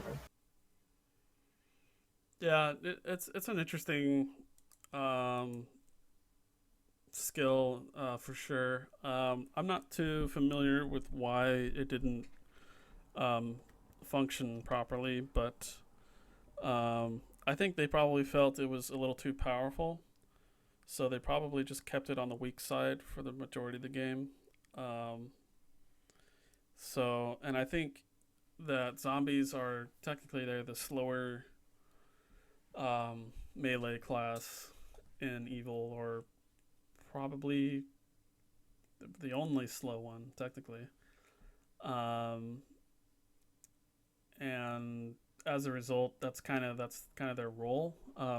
Trolls are slow, but strong, and their damage was pretty fair. I'll just say it was pretty fair. Um, but yeah, I guess zombies, not having a super strong attack like Berserk, didn't probably didn't do enough damage for how slow they were. So sure, that can definitely be looked at. No problem.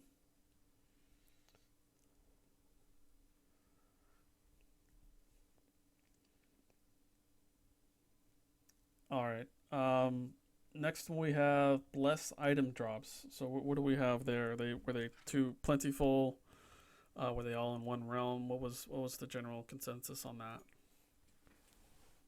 I think from what I was reading that it was which realm had bless for their shields? Was it good? Their shield, as a buff, that was good. Yeah. Yeah, good. I think did good also get uh, item drops that were blessed as well, or I'm sorry. What was that last question? did good get blessed item drops as well?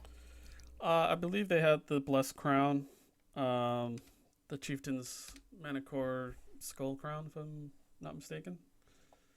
Yeah, Um, did were there other realms that got blessed item drops? I believe that Chaos had the bone amulet, which was like a mini quest or just kind of you gotta find the right mob. It was like a no drop. Um, Bless two, I believe. Okay. Evil, I don't think had it, but I could be wrong. Now, what did bless I can't quite remember, but what did bless do?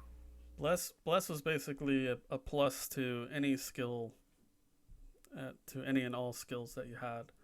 So a strength buff gives you strength 3 gives you roughly 15% in crushing, slashing,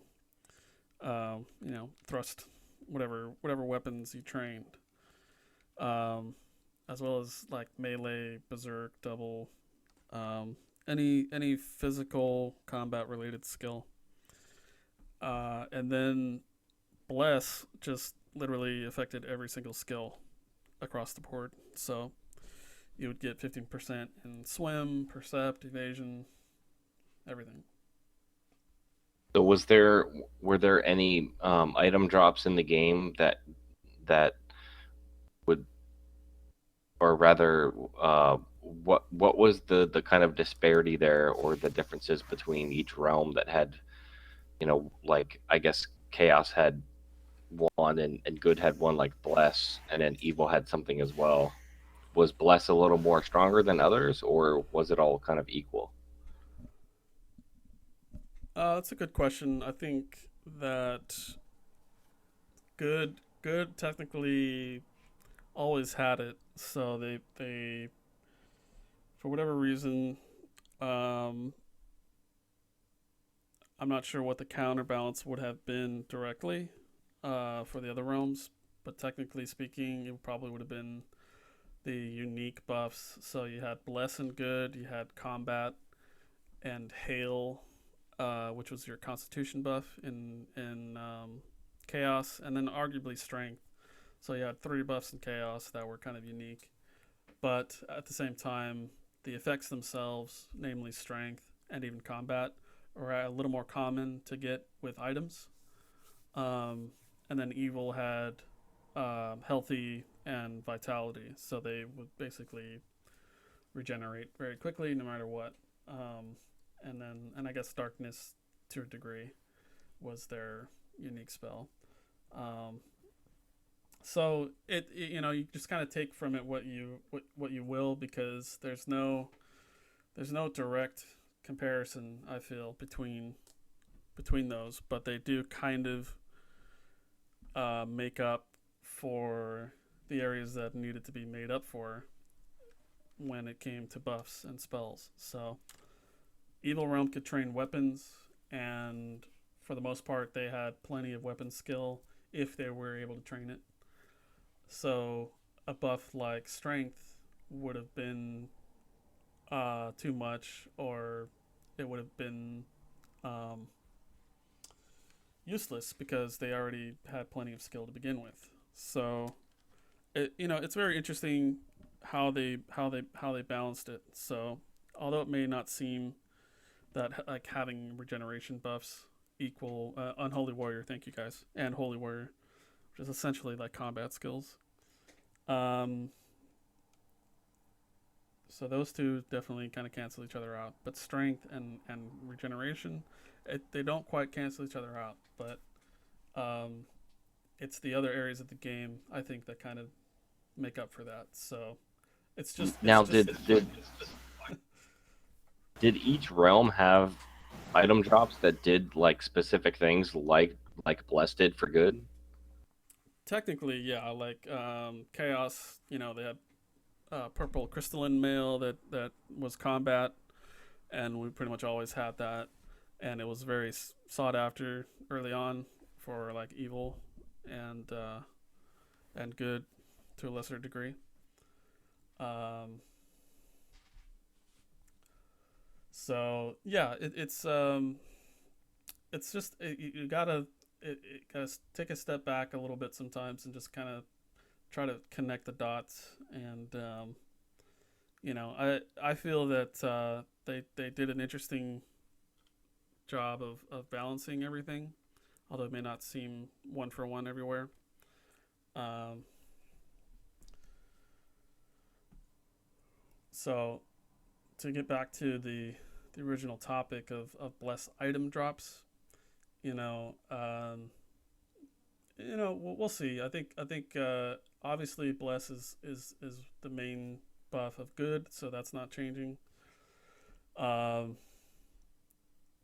as of right now, and so if they lost a bless item drop, it wouldn't really matter too much. So I think it would make more sense to keep a little something possibly in the other realms, or just kind of develop a new type of bless spell altogether. Um,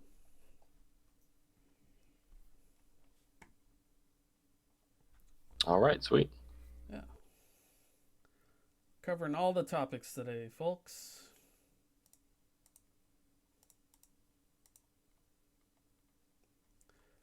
Want appearance items to look like a clown. Okay.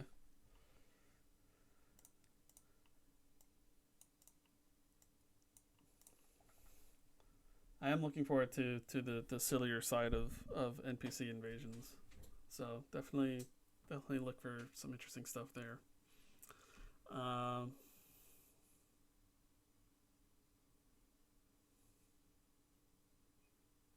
yeah, that's also true, especially early on in the game when it's called like Crescent Gorge or something like that, and they had all these tribal um, chieftains and stuff, um, tribal warrior like barbarians or something like that, and it was an area in good. So once everybody learned about that, like holy crap, I can get a bless item. Yeah, absolutely,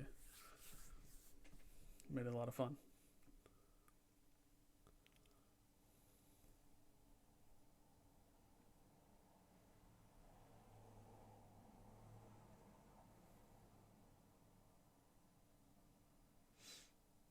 Can that be a title for all of us that contributed? That's a good question. Hadn't thought of it. It's possible. We'll see.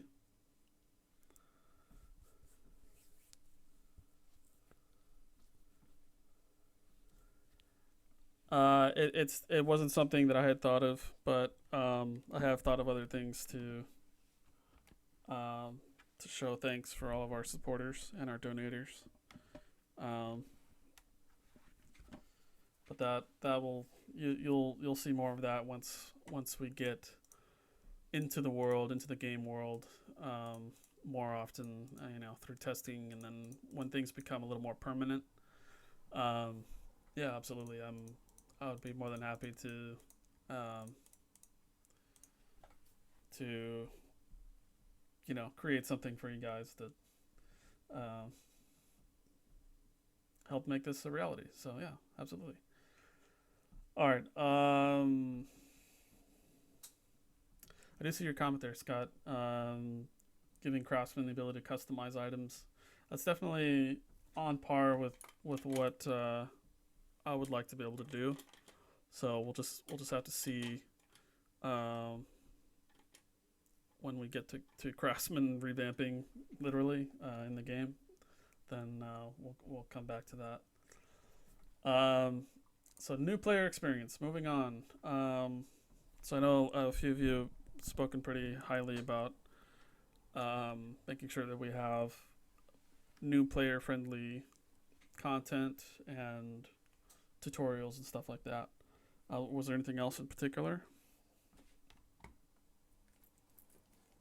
For me, I think in thinking about the longevity of the game and making sure that, I mean, and of course, from my perspective, I know that a lot of us that are going to be testing and playing the game are going to be old players who've played the game and for hours and hours and hours and years. But in order for us and in order for the game to be successful in a way that I think it's going to be great when we get new players in the game for it to be filled with new players and just full of life and things like that. That a new player experience is going to be one of the most important things.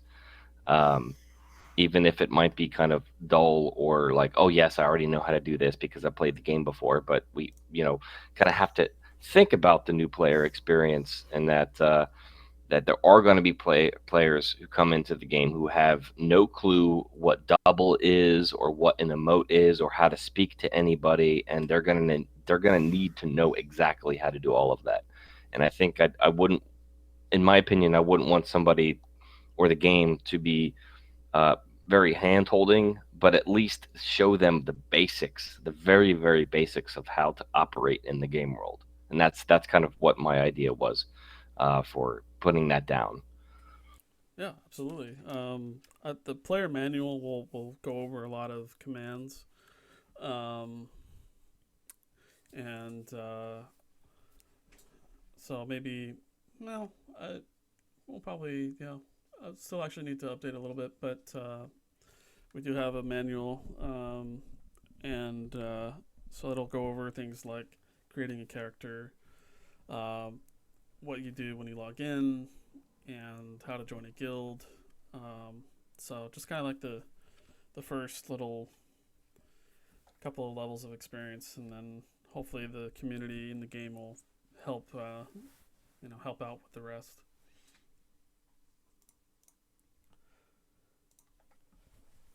Yeah, the tutorial function would be pretty good. I think it's a little bit extra at this point. So probably later on down the line, uh, we can probably convince Crows to kind of create a simple tutorial that we can just write up quickly and have simple kind of dialogue boxes um, kind of pop up here and there. I think that could definitely be a possibility.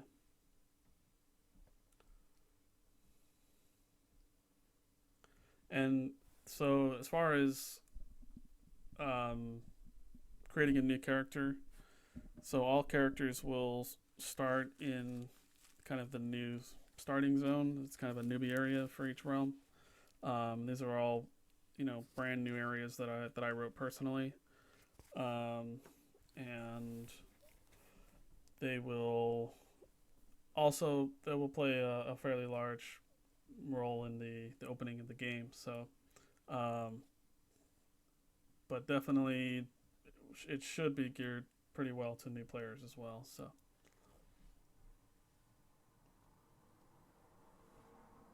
we will have that.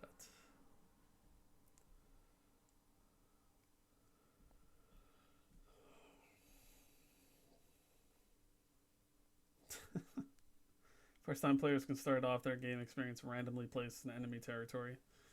That is sadistic and I love it. Sounds like a good idea. Run, little girl. Run away.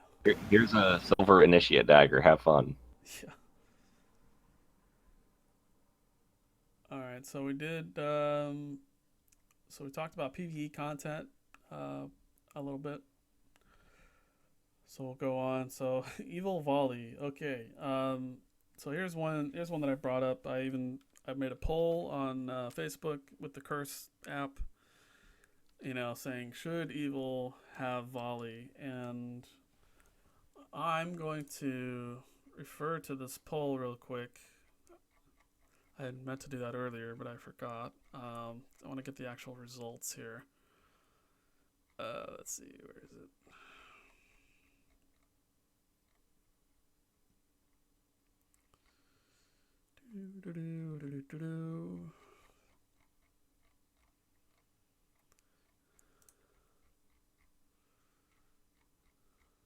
Okay, I didn't post it on Darkness Rises Facebook, apparently. This is older than that, as far as I can tell.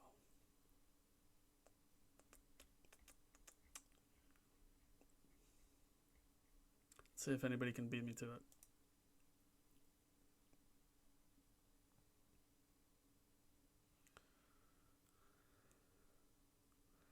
Death Merchant says, for PvE content, can we bring back quests? There were heaps in DF1, but they got turned off. Yeah, there's going to be a lot of new quests kind of generated around the story of Darkness Rises, and it's a continuation of Darkness Falls. So yes, there will be some brand new quests. They're already designed and all that, so that should be really fun. And then we'll kind of go from there. We do have a huge collection of the old quests, so it's a possibility that, when it comes time to quests which are not as important as the major functions of the game, we'll see how easily we can implement them or just transfer them into our system. So yes, I definitely like quests. They should be a thing. So we'll see how well we can implement them. Oh yes, thank you, Mama. Thank you for reminding me. But I meant the newer Darkness Rises page. So that one was on me. But yes, you are awesome.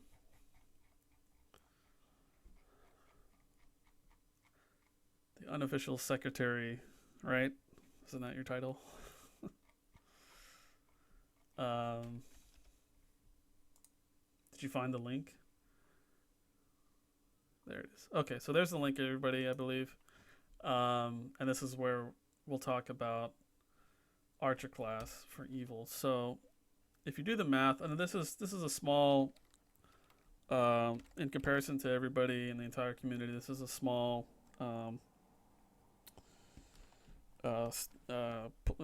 sample size. But even so, we take, was it 56? No, it's the other way around. Okay, so we take 31 and we divide that by 56 and we get a percentage of votes. So technically speaking, 55% of the voters in this poll at the time said yes, that absolutely Evil should get an Archer. However, if you add in the no preference, that is either significantly larger or significantly less. So it's pretty marginal, but it's technically majority, and that leads me to believe that it's something worth thinking about. Um, so evil for what 10, 10 years? No, 8 years. Was the game around 8 years? Never had a volley class, so it's hard to say if we're just gonna, we're just like, oh, we'll just give them an archer class because everybody says they should. Um, so it's something we're still working on.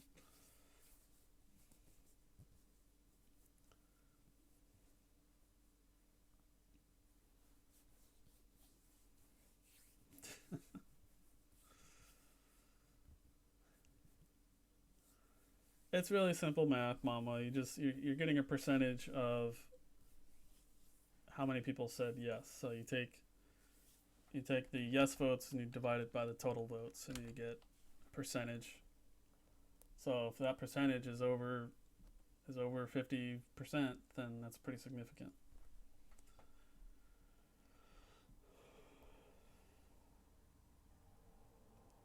Camping outside their tower. Yeah, that's a good point. But I mean, the argument could go very various amounts of ways, and although they didn't have archer class, um, you know, does that mean that they played up to their strengths?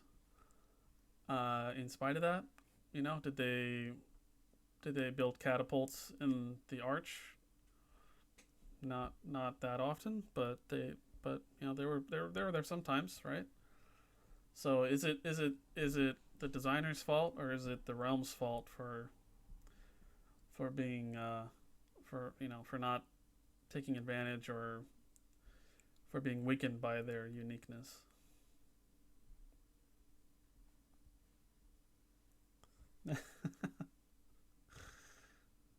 Still functioning, still typing.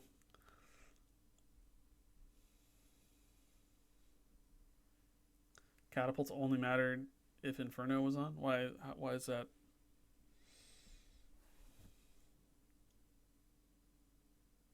To make them hurt. That doesn't make any sense. Inferno was not a Cox demon.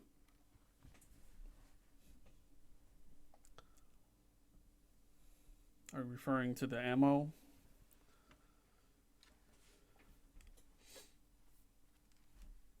Yeah, Inferno was Burning Hand.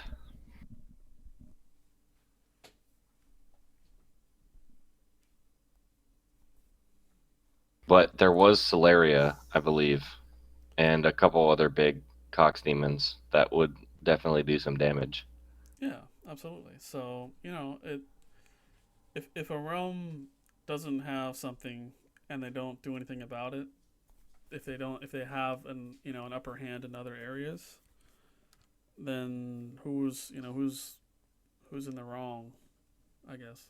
Now, was it easier for Cox demons to make walls and do catapults than other realms? I don't think so. I'm pretty sure it was all the same. Well, I think if evil didn't have volley, then maybe their catapults should be kind of a little bit easier to make up for it or something like that. It's true.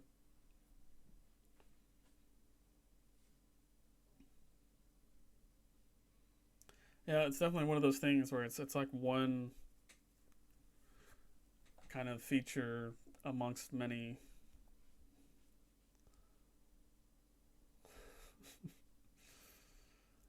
So anyway, at the end of the day, it's really about spending some time putting an archer class in evil and seeing how that works out. If it becomes a topic of contention, um, and you know the evil realm is just lobbying endlessly about it, and providing logical explanations as to why they need an archer class, then we'll definitely listen. We'll definitely pay attention.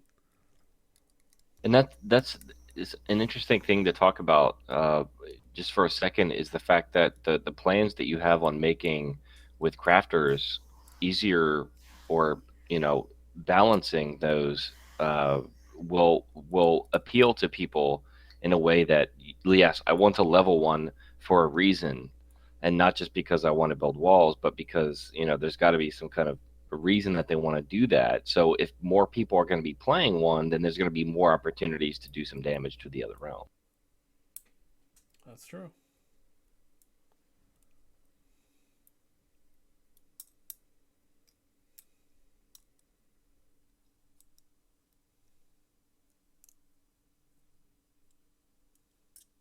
Right.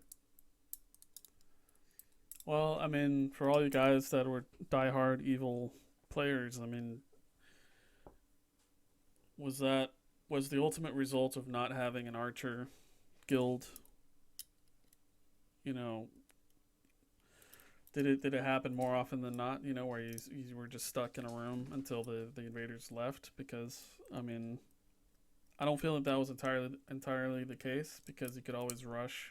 Any team could rush and win a pivotal battle, and then take control. So can it be pinpointed on no volley, versus nobody caring to go outside of the safe area, or not having enough leaders, or low numbers, or what have you?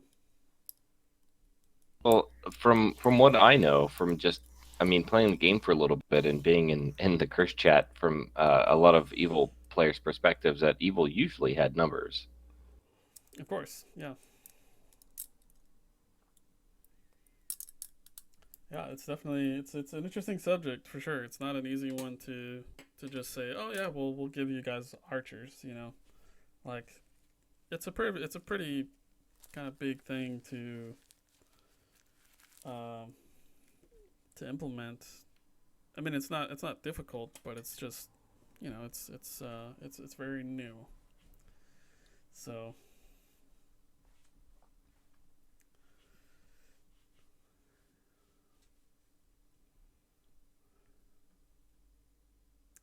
all right, so moving on, we'll go on to skill caps. So what exactly is the idea with this one?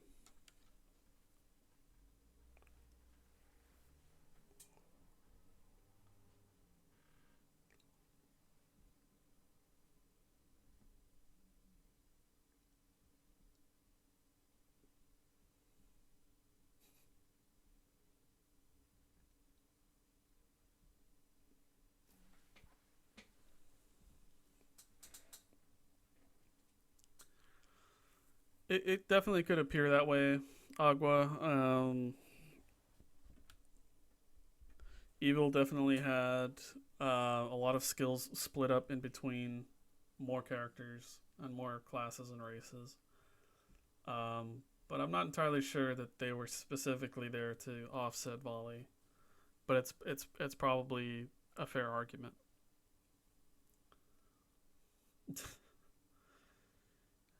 Apparently, we have a Trump supporter here, or not just a supporter, but a campaign goer. Either way, welcome to the channel.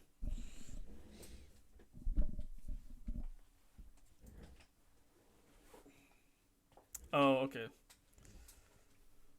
That is true, Death Merchant. There was a point where, like, Berserk and Melee, it didn't quite matter. It's possible. It really just kind of depends, because it all depends on how damage is dealt. So if you have a weapon skill and then you have an attack skill, then it kind of makes sense to just say, hey, if you reach 300% in double, then that's good enough. So there's some logic behind that.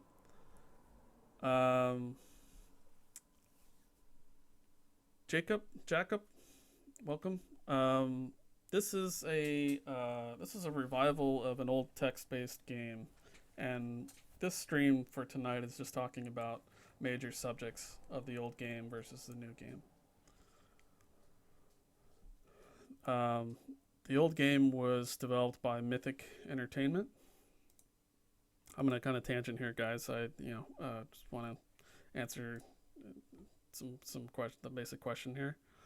Um, and essentially, myself and a programmer are building this game from the ground up, and we're recreating a game that was originally done by Mythic Entertainment that inspired Dark Age of Camelot. So if you're a gamer, if you're an MMO player, and if you're of a certain age, then you probably know that game. And so we're bringing the original game back because it's awesome, and it's been offline for 10 plus years thanks to Electronic Arts. So that's a little brief history.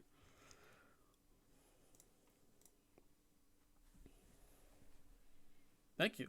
Thanks for stopping by. Thanks for hanging out. You're welcome to join us anytime. Wow.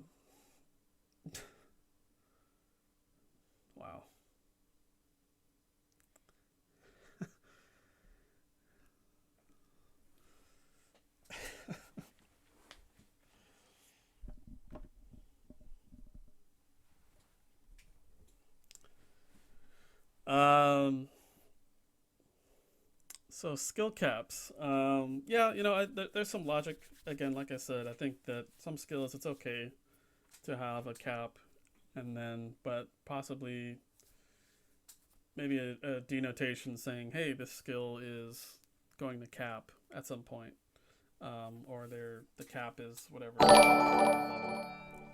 So maybe a little helpful information there.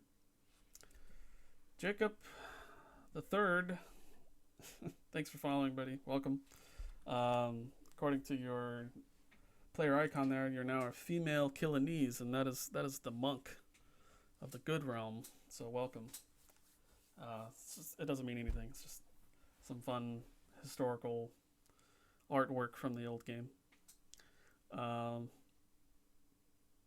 So if you'd like more information on the game itself, we have numerous outlets. We have a subreddit. We have a Facebook page.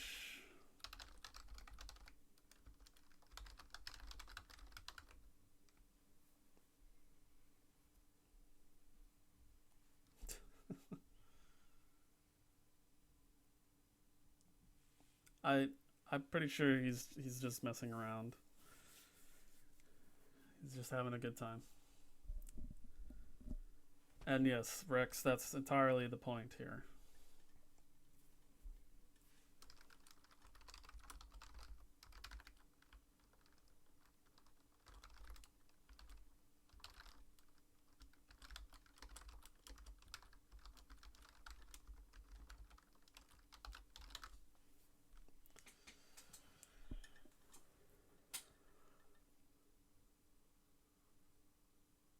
Okay, so some sort of notification that tells you, "Hey, don't waste more points than that." Yeah, that makes sense. Well, maybe we'll think about something like that. I'll make note of that. Capped skills that show when they are capped. Indeed.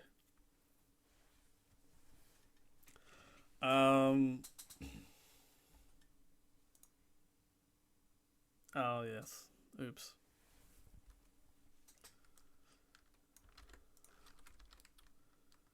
Multitasking.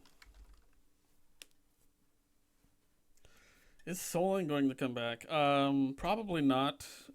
I think that it had its place, but Soling would kind of create too much of a problem, especially in Realm versus Realm.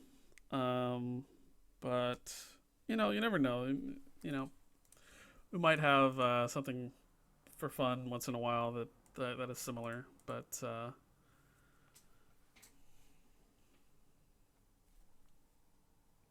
yeah.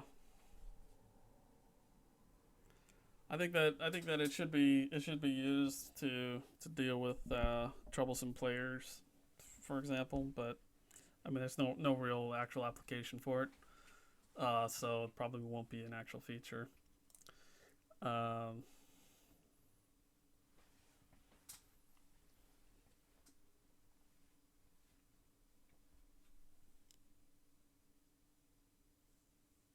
no, that's not true, Scott. You definitely took a you lost Constitution if you died.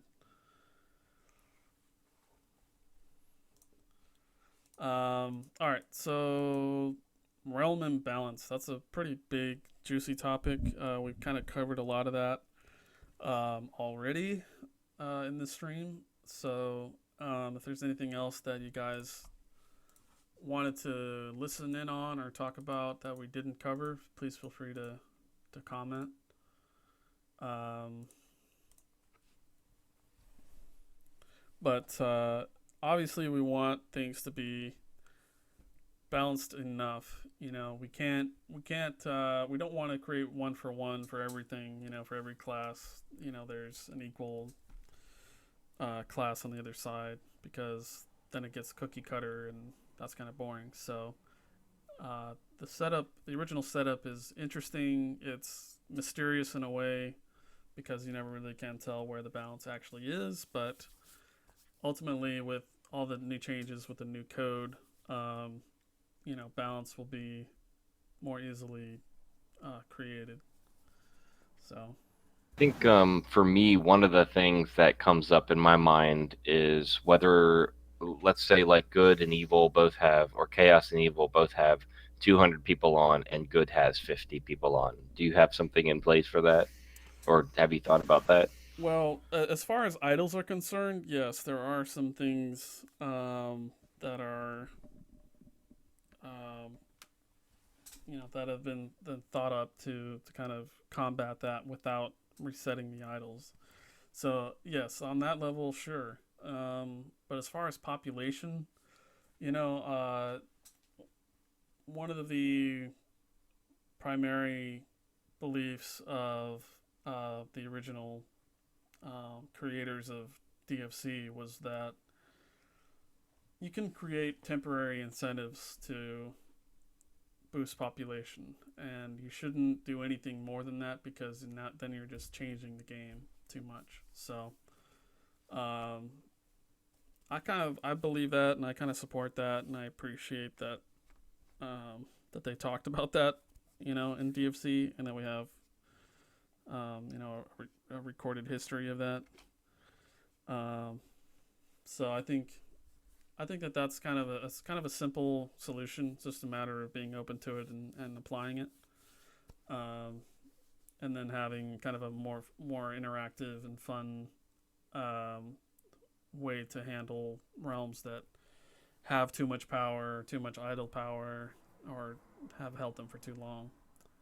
So, What kind of solutions were those? I don't remember those. well, I wasn't aiming to go into it into too much detail, but ultimately, uh, one thing is to increase significantly the value of realm points for defeating enemies that have the idols for a very long time, as well as taking the idols and securing them in your own realm. So instead of getting 25 realm points, you get a significantly larger amount. So that gives you a temporary incentive to say, hey, we're down and out, but we can get a shit ton of realm points if we push for it. And then that'll create more opportunities for players to kind of come together in a lower pop realm, um, and actually go out and try, versus just saying, what, I don't really care. What's the point? They're too strong, and they just kind of give up. So that's a small incentive. Um, that's simple enough, I feel. Um, but as Yeah, far as absolutely. as far as like idle resetting, that should be the last you know, the very last straw, the last resort to anything. We want them to be as organic as possible.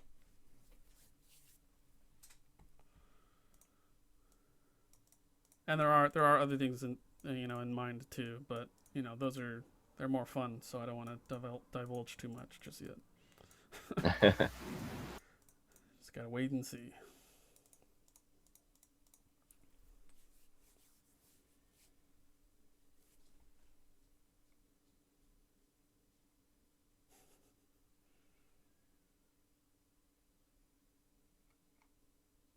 Cool. Thanks, Monk. All right, so narrowing it down here. So the last couple ones we talked about a little bit.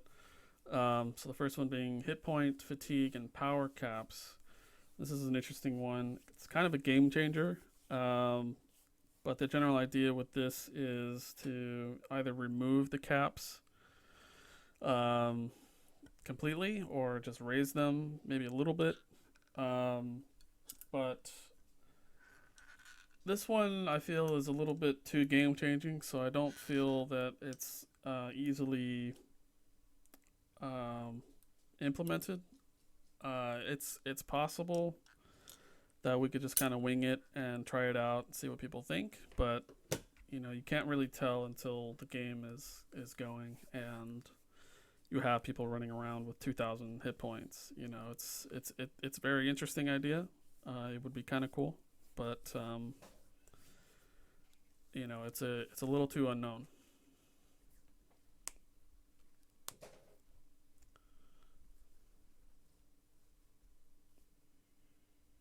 Sure, yeah, definitely, Death Merchant.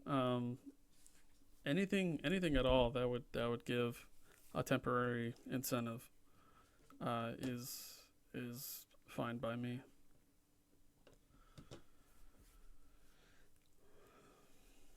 Scale hit points over level 60. Yeah, that's a good point. That's a good carrot to dangle.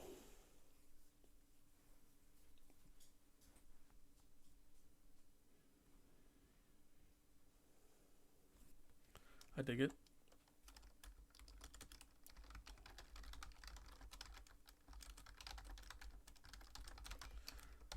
That would be a nice addition to some other things for higher level content.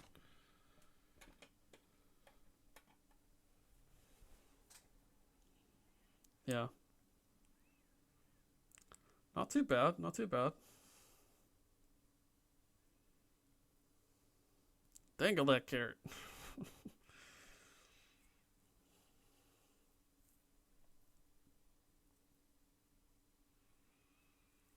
It'd be interesting. Probably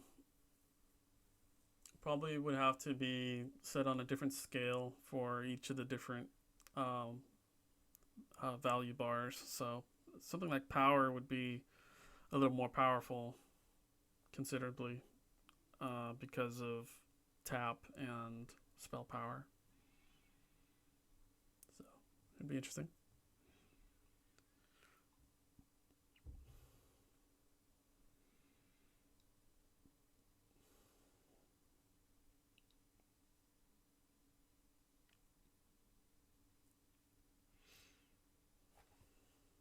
$2,000 for a lizard, though.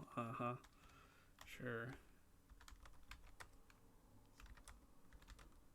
Yeah, considering some of those tappers and stabbers can hit for 3,000 if they crit right. Craziness.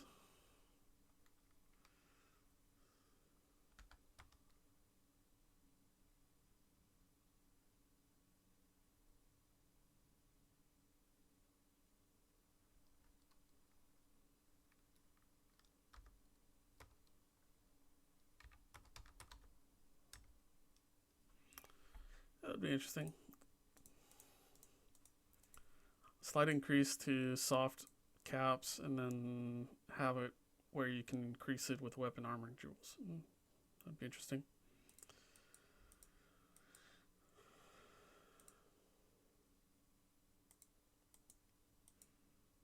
Oh god, that's a little powerful, Jinkers. I don't know about that. A plus for creativity though.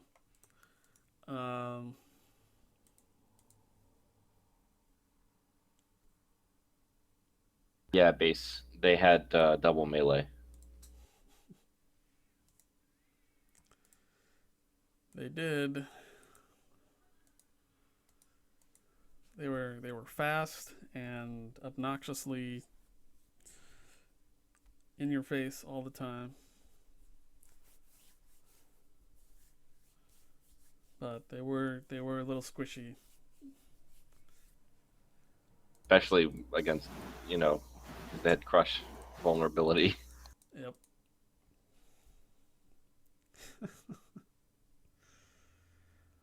I'll think about it, Vision. I'll think about it. All right. So some good ideas there. Thank you guys very much. And then last but not least, probably one of the most recent subjects was NPC invasion loot rules. Quite a few people complained even that a lot of players would not participate and that they would take loot anyway, and that something should be done about that. And I more or less agree with that. It wasn't too rampant, I feel, from what I experienced in invasions, but there were some interesting points to be made, and overall, I feel that a GM specifically should implement loot rules for special events, because that's technically what a GM does. Is they make the rules, they make the loot rules in a lot of situations. So I kind of agree on that particular subject for that reason alone.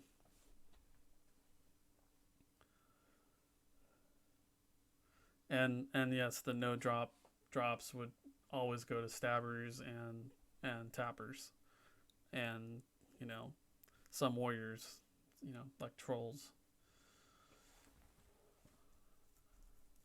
But you couldn't, if you were a warrior, you couldn't just wait. You had to just attack as many times as you could at the very end to try and get the kill. Yeah.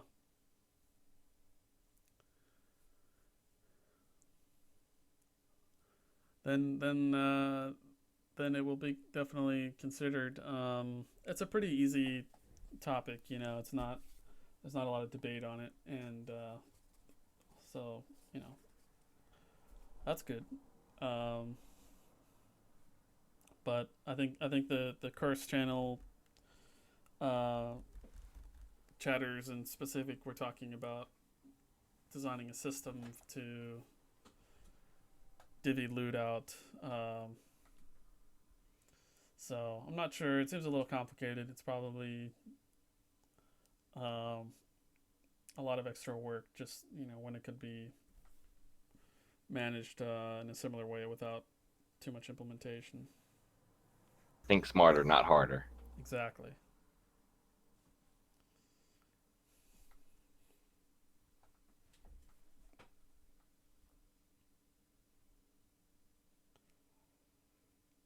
Yeah. Mm. Top 3 damage. So the healers get nothing. The crafties get nothing. So yeah.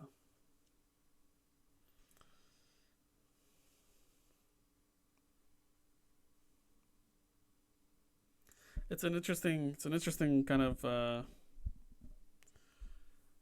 problem. So we have to think of the most fair way to do it, and but even then you have to kind of enforce.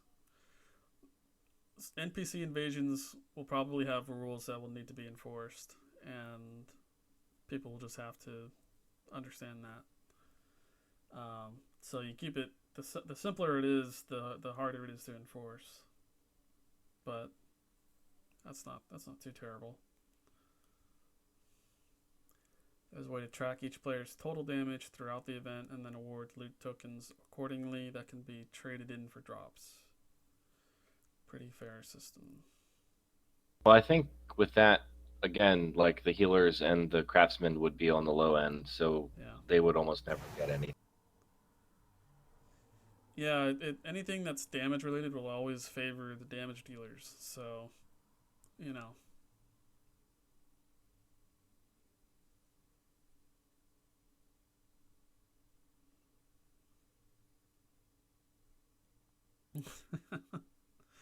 Yeah, you could just, type faster. No.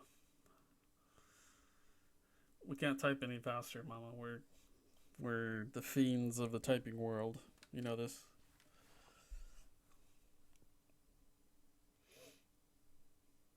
Right. That's true, Agua. Ultimately, it's about dividing the loot, in a fair enough way that everybody had a chance, but they lost. So you kind of have to either set up a rolling system, um, and then enforce, the winning rolls. Um, but then you have to deal with players kind of leading a small group or a large group and kind of doing the roles, leading the loot roles, and then everybody just kind of chimes in and says that they did it correctly, So it's kind of there's a lot of like making sure everything goes right.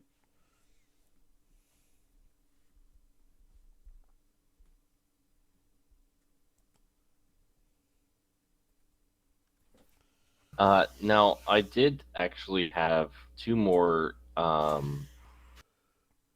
light subjects, I guess, to talk about real quick Sure. that weren't on the list that you have there.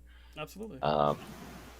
The one is probably a pretty easy one, but I was wondering if you felt, and if everybody else in the game felt that the currency sync was good enough.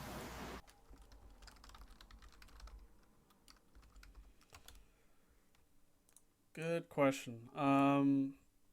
Yes and no. I think that. Um, oh, I. Hello. Currency sinks. Smiley face. Um, yes and no. I think that some people managed to have infinite amount of money their entire time. Some people didn't bother to collect money that much. Um, and then as far as what you could spend it on, probably not a whole bunch.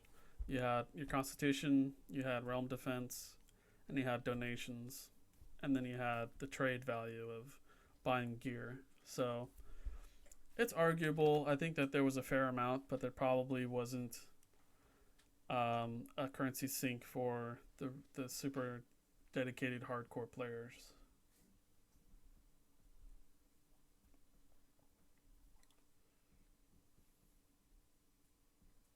Top three from each guild. That's definitely a good idea, Scott.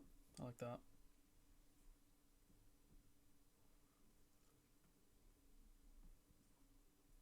Yeah, as I remember, you could go into a shop and repair your gear, right?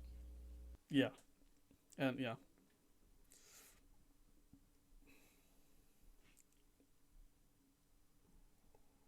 But you couldn't get like enchants and stuff unless a craftsman were on.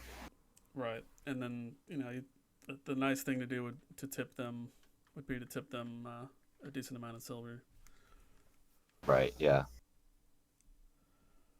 So there will be enough to start with, and then we don't technically want to develop a whole currency sink just for the sake of having one, but you know I'm open to expanding that a little bit because I think some people would appreciate that.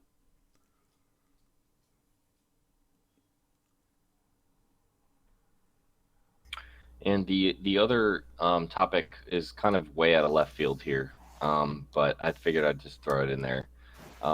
Is the topic of possibly adding later into the game if it if it were something that people would be interested in, or if it fit, would be the implementation of what essentially Diablo 3 has now is called seasons, and you could set up something where um, you would have a, a,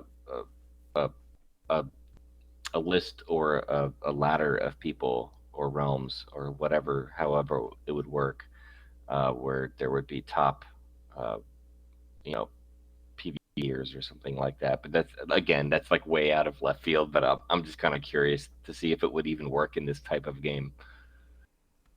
So you just mean like a top 10 list, or like an actual? Yeah, like a list of like the top like 300 players or something like that, where you could, oh yeah, I'm on the ladder, I'm top on the list there, and like that would be something like, people could kind of brag about in a way. I think it'd be kind of cool. Like there are some games that have done that in the past where you can just see normal statistics, and it wasn't overblown or anything. So I think it could be done right. But at the same time, some people probably don't want like their experience total, or maybe I'm wrong, but I'm sure there's one person out there that doesn't want their character to show up, you know, for everyone to see. So, but I mean, I think I kind of like the idea. Maybe the first, you know, to reach, certain milestones. First to reach a certain level, certain PvP rank. Um, Sure. I mean, I kind of like it. I liken that to the idea of having public profiles on our home website in the future, so that you can kind of see a general audience of characters just browsing through the website. Kind of see top leveler of the month, or top leveler of the week, or something like that. Yeah, that's pretty interesting, and that's kind of along the same topic as achievements. Now, achievements are very popular in a lot of visual games, a lot of games that have like WoW and other games like that. Would that even work in something like this? Um,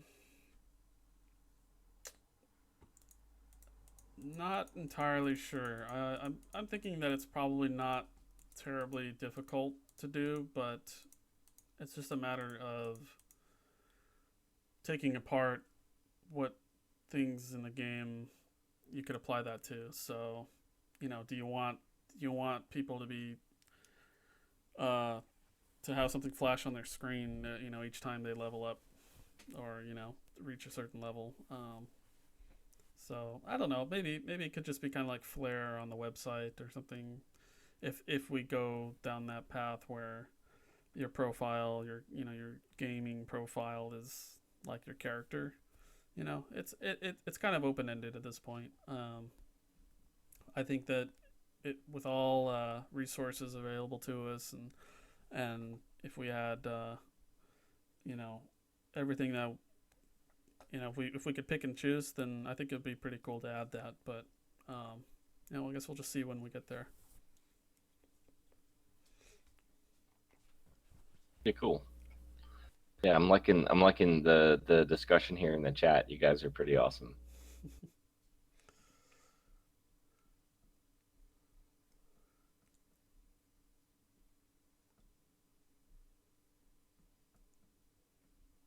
Not a bad idea, Agua. Realm announcements. Yeah,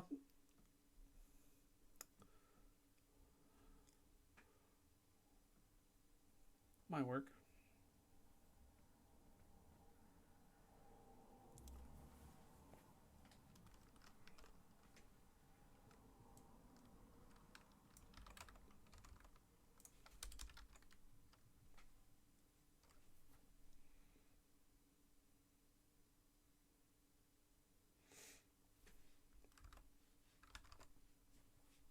I think one of the reasons why I asked mainly because it's been about, I don't know, it's been a long time since something like this came out, and I think maybe the addition of adding something um, modern but not intrusive to the old experience to something like this would be kind of appealing to some people who have continuously played newer games, and is now entering this world of this Sure. tech stuff that is something maybe a little more familiar to them in a way that might be interesting, but not so, you know, taking away from the original experience.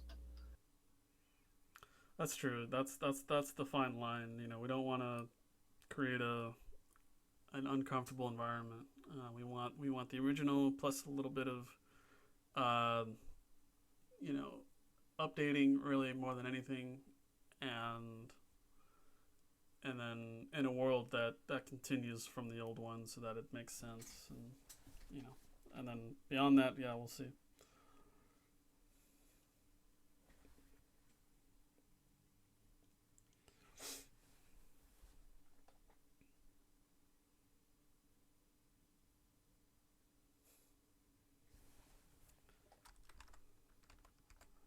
Good stuff. Good stuff. I think it's all very doable. Definitely would like for players to enjoy their gaming experience. So I think those things like titles are quite simple to implement.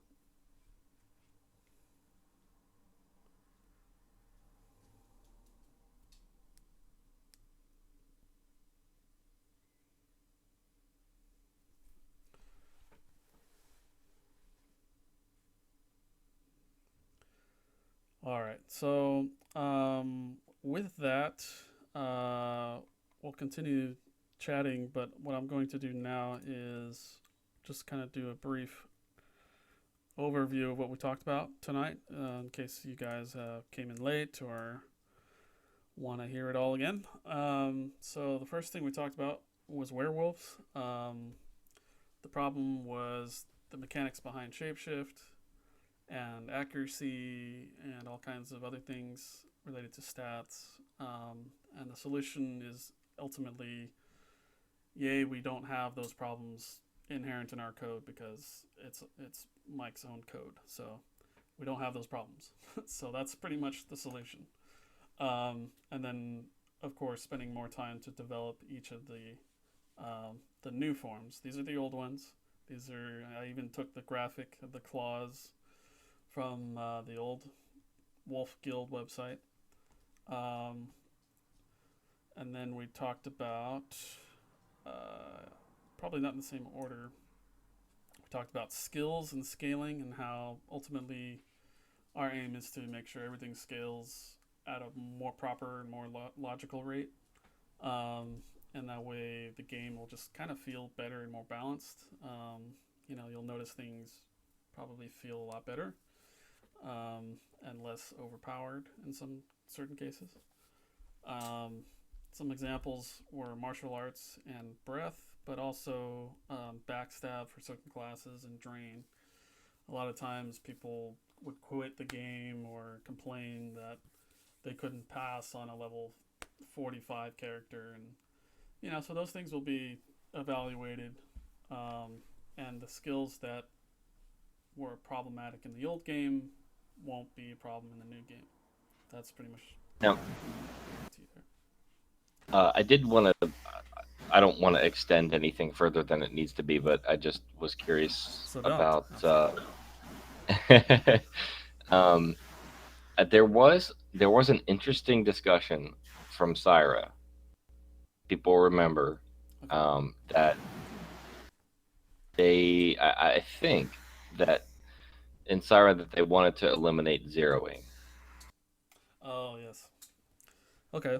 Um, Um, so well, is that's not going to that happen. I love personally. I love zeroing. I love the idea of that, and that you have to follow up. I think that is probably one of the most strongest parts about DFC.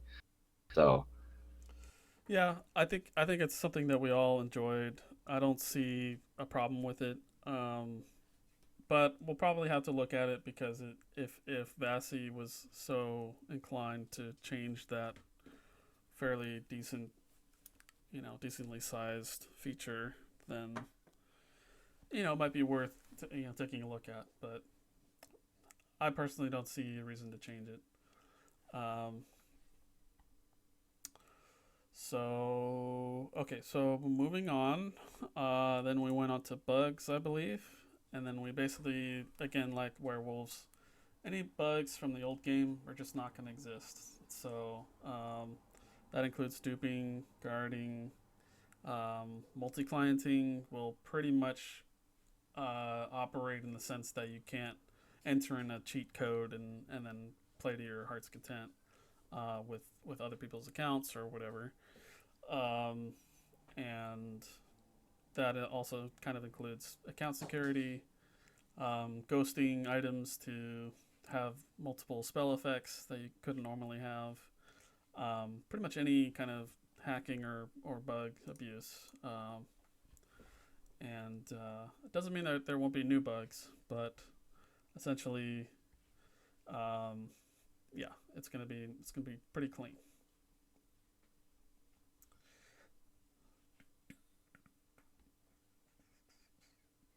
Can you not code it to change automatically? Um,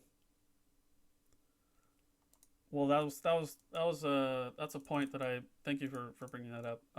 So the old game, for whatever reason, didn't allow the automatic succession of forms, so you had to appeal. So in our case, I'm gonna make sure that it's all automatic. There's no reason to not have it automatic, so we will expect it to be um, gained by you, the player, by leveling up, and possibly by doing extra tasks. Maybe a quest. Maybe you find a specific character that can teach you something, or something immersive, and that'll be my area, which is to make it fun rather than just leveling up, gain a new form, level up, gain a new form. Like there'll be a little bit more involved in that. So uh, thank you for reminding me on that. Steal and lock pick feature. Good question. Um, Staff abuse. Yes, that was part of it. Staff members, it's we have to first control ourselves. I'm definitely more quick to act than Mike is, just as a personality trait. So but overall, any staff member that joins the team, it's gonna be pretty difficult to be given permissions. So um, Crows is my check and balance, and I'm his check and balance. So far that works pretty good. Um, but when the time comes for more staff, then we'll talk about it then, and it'll likely be more. I don't want to use a political term, but it'll be more transparent because you guys will be in the know about what's going on. I've been pretty open about everything since day one, so I don't plan on changing that. And I care about the project, so I'm not gonna, you know, half-assedly give somebody permissions to edit things or to control any aspect of the game in any way. So I'll be pretty protective of that.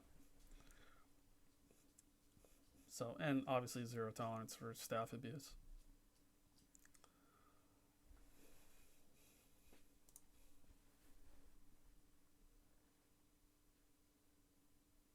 Yeah. No, that would be an obvious, that'd be a very obvious little trick there. Yeah, that's definitely a good idea. Um, but I think that's the, I think the personal drive for me and Crows is to just enjoy the game again, and I think we're both on the same page where it's we would take away from the game if we ourselves uh, just created random stuff for us. Uh, but on the same token, we kind of sort of maybe deserve a little bit of fun, but I don't think we're going to take it out on imbalancing the gameplay, for because that's not fair. That's not fun. Anyway, good dialogue there. So, all in all, bugs they just won't exist. The old bugs, anyway. So then we moved on to spells and buffs, and this is more of a kind of what we're theory crafting right now. We're playing with the idea of lessening the strength of buffs and shields. Sorry, and kind of going from there. There's no set algorithm yet, but we kind of talked at length about how these awesome bonuses changed, the way the game was being played. It made people multi-client a little bit more, so they could have more stuff all the time rather than waiting for somebody else. So we want to address that a little bit. Sorry, I went off camera there. So that's something that we're working on. It's not totally in stone, but just want you guys to be prepared. And then obviously testing, whenever we get to that point, testing will reveal the bulk of information on that. So to be continued there, and then we went to Craftsman, because as we talked about before, they were kind of a boring class. They needed help in some areas. A lot of people want to see more improvements to them, which is totally fair. And we just kind of went over how I feel as a GM it's important to keep the craftsman basic idea of their role, to keep it intact in the game and not take that away and not make them something else, like a freaking warrior that can make items. Because that's honestly what a lot of suggestions, a lot of wishful ideas ultimately sounded like is, okay, so you don't want to be a craftsman, so we'll just make being a craftsman more fun. That's the solution. That's a solution. And yeah, so that's that on there. And then of course, this last screen we were on there for about an hour or more. So we talked about all these wonderful little things. If you missed anything, you can watch the video once again as soon as I'm done streaming, and then I'll post it to YouTube. You can watch it to your heart's content. There was no music, so I apologize for that, but it just worked out that way. So, and that pretty much, if there's no other topics anybody would like to bring up real quick, that pretty much covers the stream for tonight. So we'll spend a couple minutes wrapping up.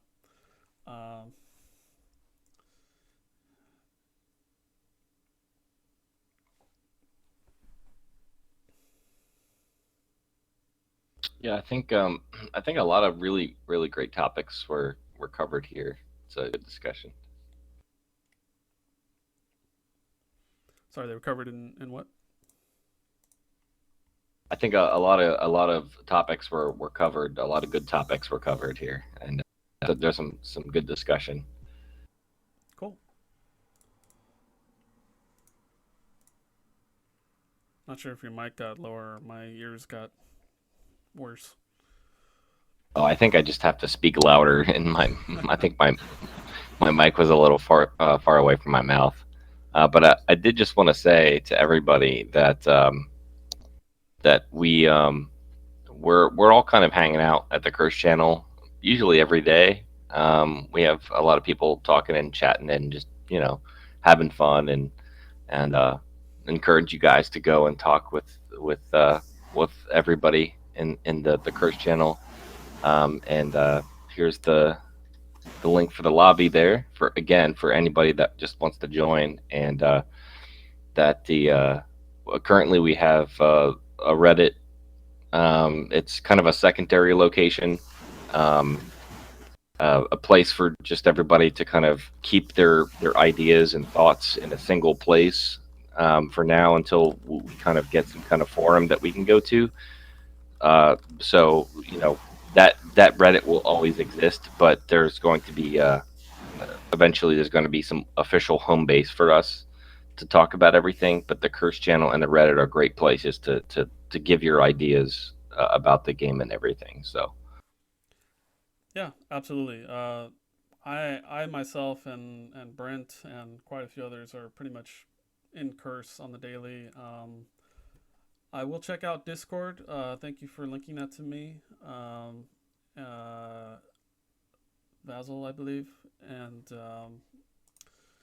yeah. So I'll look into that, and then and who knows, maybe we'll get one of everything, and we'll be everywhere. Um, the wiki, I'll leave that up to you guys. I'll work on the game, and and then you guys are more than welcome to make a wiki. Um, unless I just completely finish everything that I need to do ahead of time.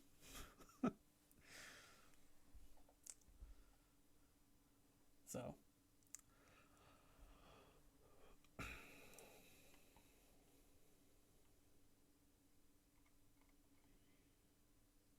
any other special requests? Anything? Any visuals you'd like to see before we go?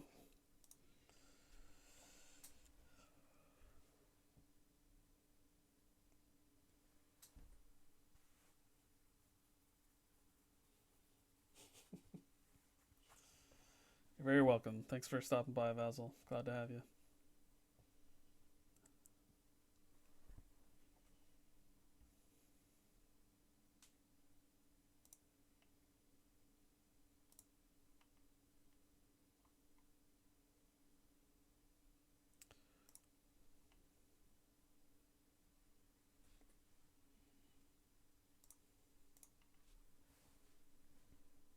How does the game look? Good question. I'll show you.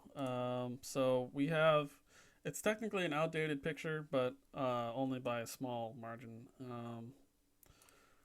So let's do a real quick look at. Oop, that's not it. That's an old. Don't. Yep, that's Syra.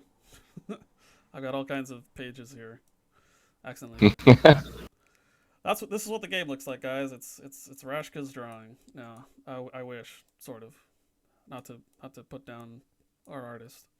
Um, where is it? Where'd it go? Oh, it's down here.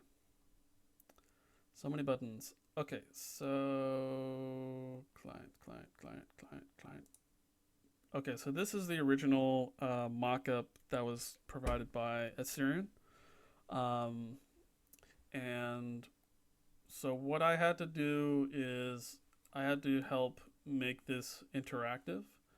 And unfortunately, some of the details had to be changed slightly, just so that, like the health bars, for example, um, and the timer bar, and then we opted to just kind of um choose different scrolls. So that is the original, really nice layout, good colors, is pretty much perfect. And then we just made a few tweaks to it, and this was the first reiteration.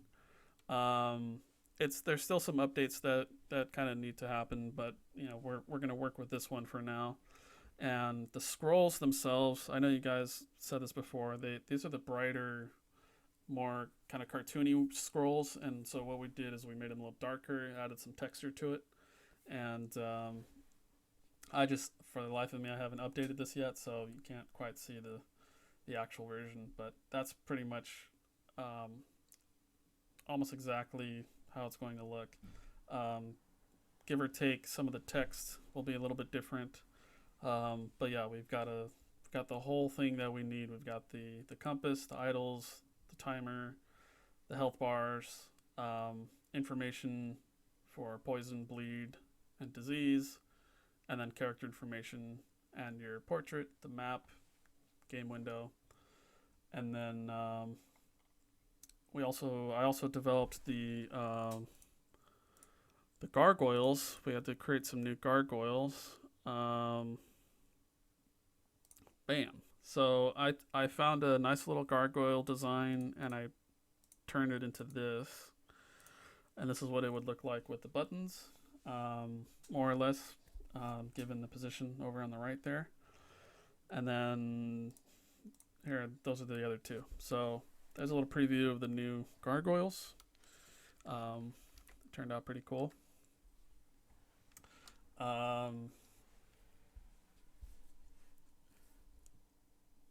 Yeah, the actual client preview will come probably sometime in November, I'm hoping. But it just depends on the timing of it. So we'll either like implement it and then go straight into testing, or we'll implement it and I'll play with it and then we'll test later. So it just depends on how we end up finishing that. So um,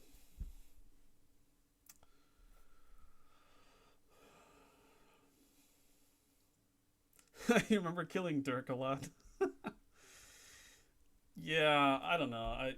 I was ambitious. Well, I mean, to be fair, trolls were a little easier to pass on or hit when you But berserked. yeah, no, it's yeah, of course. They were meat shield and they had low percept, but the funny thing is that trolls actually didn't train percept twice a level normally, and I did, at least on Dirk. So, um I felt I had built finally a decent troll after making like 6 of them.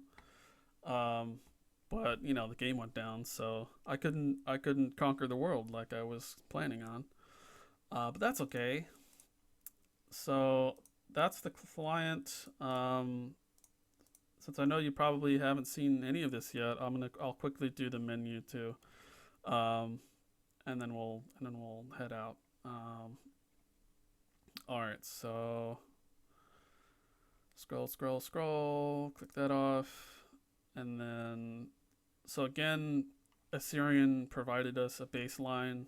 Um, I actually created a Photoshop menu, and it was basically terrible, but it was functional.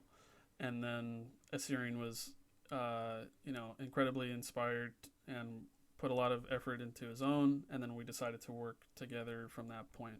So Brent's first main menu looks like this. Um, a couple different fonts here and there, just some different details that are pretty subtle, for the text and buttons and like the scroll, things like that. So again, what I ended up doing was making it. I had to break it all down, and then um, make it interactive. So I turned these text uh, examples of text into actual buttons, and then provided them to Mike. So it was a lengthy process for sure. So this is what we ended up with after doing that. So we have a little bit of a color change so that we have more indicators for scrolling over and selecting the buttons. Um, I went with the classic Darkness Falls text for the title, and I guess that was kind of more of just me just putting that in there. Um, so so we're kind of rolling with that for now. Um, and that is the first page. Um, Brent also did the realm select. He did pretty much every page, and then I tweaked it a little bit. So this is the realm select, um, and basically the reason why his is so much better than mine is that the layout was perfect. It was spaced out. It made a lot more sense. There was less noise, and it was larger resolution. And overall, just looked a lot more professional. So that inspired me to really get into it. Stayed up all night for like a week straight, developing the interactive version. And then, so this is Brent's version, or Assyrian, either way. And then I tweaked it a little bit to really give the high def icons, a little bit of Photoshop, effects for um, actual like client interaction. So each icon is a different state of buttonness, if that's a word. um, and then these are the current descriptions of the realms. or at least you'll see this one for the evil realm. And then so then we go to, say you select the realm of light or the good realm, and then he has this layout, and then I updated it just a little bit so that we had a little bit more color, more brightness, and then obviously the buttons. So pretty much the same layout, and then just kind of embellished it a little bit. So here's what that looks like, and then there's so many more menus. I didn't get all of Brent's uploaded, but the rest are just the same concept, but for the other realms. So we have the Chaos Realm, and then Evil Realm, and then so then we get into the rolling screen. So this is what it would look like. You'll be able to enter your name. You'll have your selection below your portrait as to what you are, and then you can roll for stats, and so on and so forth. Same here, same there, and then we get into the credits section, and this is our pretty much our team here. There are possible additions that we can update this to, and then we have our special thanks here. Again, probably at least 2 or 3 of you are new members of the donators club. Many thanks to you guys. And but yes, all of these are actual people, and they have donated their time in various ways and helped make this game a reality. So and yeah, that's pretty much it. That's what the game will look like, and we'll probably make some basic updates here and there, but yeah, as a little quick run through. So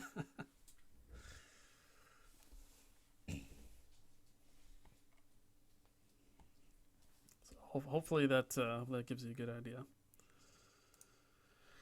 All right, my friends. With that,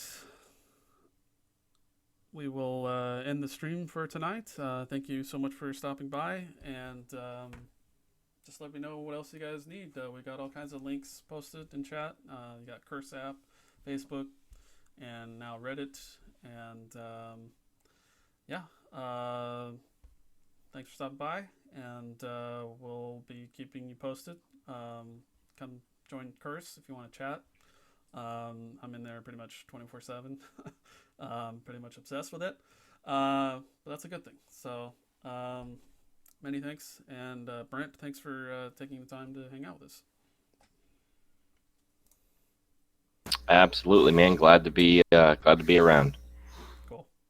Glad to have you, brother.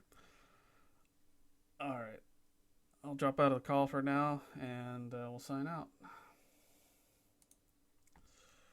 Okay, we'll end that there. Badoosh. I'll give the old salute. Turn off the camera. Put on the outro music. Have a safe Halloween, everybody. Have lots of fun.